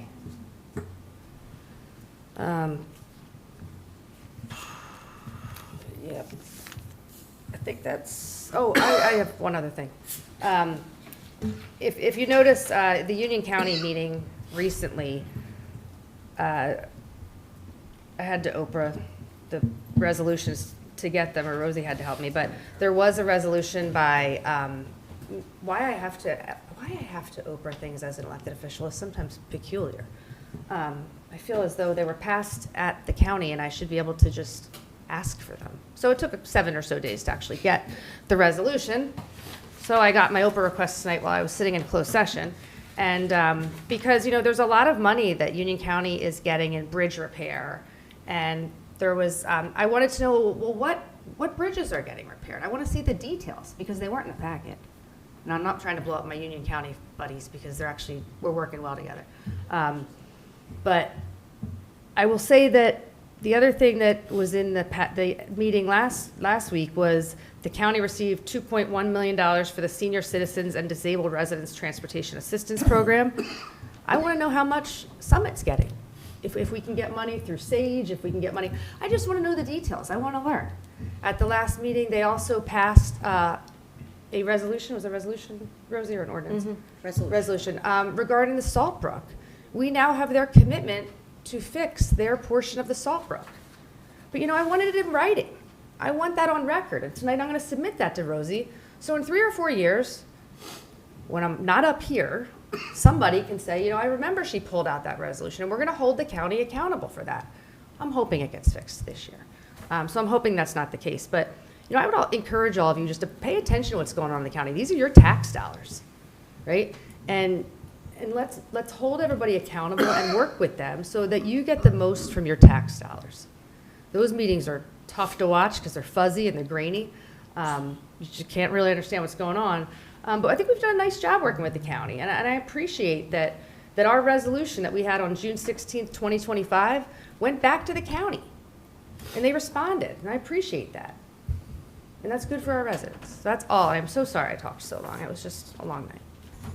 Council President. Thank you. Councilman Boyer, yes. Just one statement. I just want to say on record that I want to thank Union County for all of their support to the city of Summit. I appreciate everything that they have done with the Bryant Pond and things that they will do in the future. Very supportive of the county. We need their help on a bunch of things, and I look forward to partnering with them and working with them. So I just want to make that statement. Thank you, Council President. You're very welcome. Other comments? All right, I'm going to try and wrap up relatively quickly. I got a couple of things to talk about. One is I think everyone who has been paying attention when they see their monthly electric bill has been shocked about how much it's gone up over the past several months. And there's lots of finger pointing on who's to blame, but it's up, and they've been up a lot. I want to congratulate Councilman Smallwood. He got us involved in this electricity aggregation, and we just found out that we had a successful bid through them, where if all things go to plan, I think the number is we can have our residents who are all Summit residents who qualify, which is the vast majority, will see their electricity bills go down 7%. That's a big deal, and I want to congratulate Councilman Smallwood around that. That person's coming in. I think we're going to have them give a whole procedure on how to work at our next council meeting. So that's a huge thing. Dog park. Is the dog park at the dump just done? My wife goes there all the time, and she's like, she likes to go to the book place. She likes to exchange the books. She dumps. She likes to get rid of garbage, and then she brings our dogs and runs around the dog park. And she says it looks a little bit like a disaster. Are we moving? Are we moving? I wouldn't say that it was a disaster, and I think that the dogs are perfectly happy there. Well, maybe they have lower standards than the rest of us do, but I'm just there are a lot of challenges. There are a lot of challenges with the dog park at the dump. It's never open on Sunday.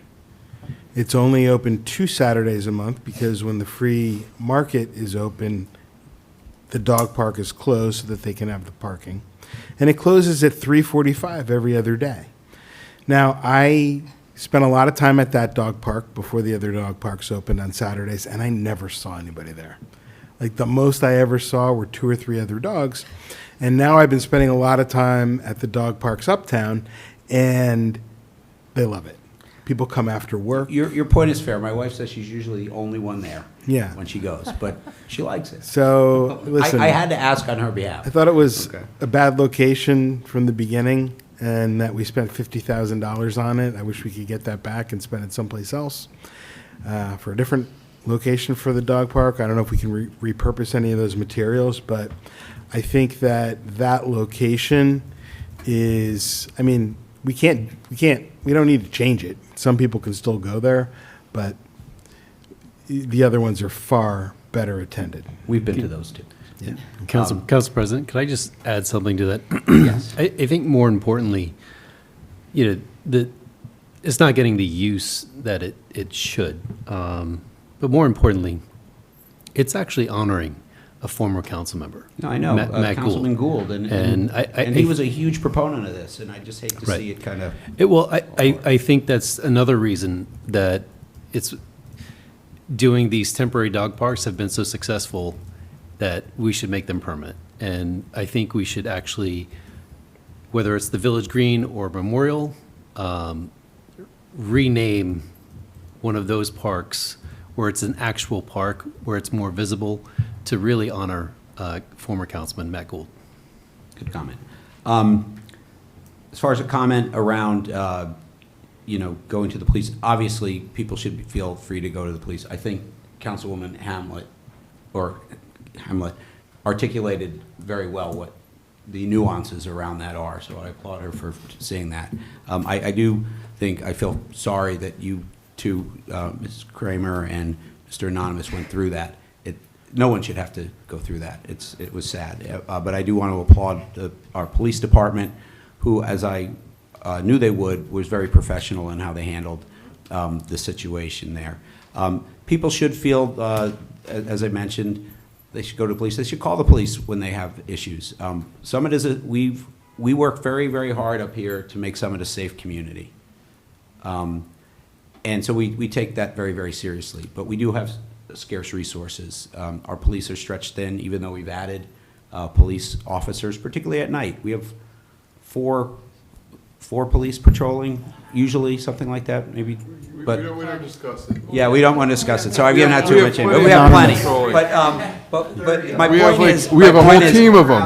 Yeah, my point is, no one has unlimited resources, so we should use them wisely. As far as Oprahing police records, you can't have it both ways. We get Oprah'd all the time. Government is made to be Oprah'd. It's a Freedom of Information Act, and we work for the community, our citizens. The police work for our citizens.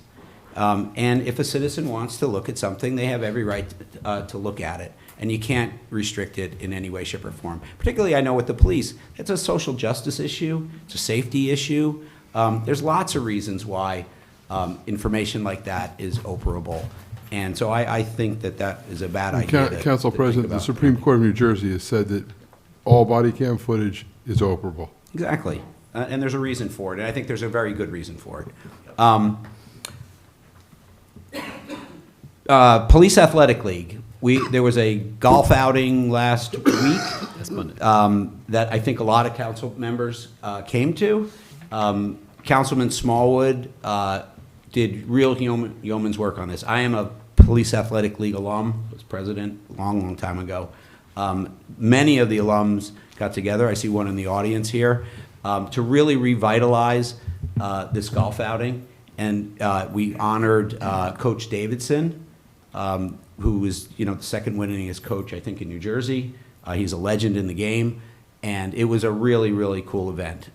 So many people in the community came out for it, and they raised a lot of money which will get put back into engaging children with our police officers in a way that's open and friendly, and that they can understand that their police are there to help them, and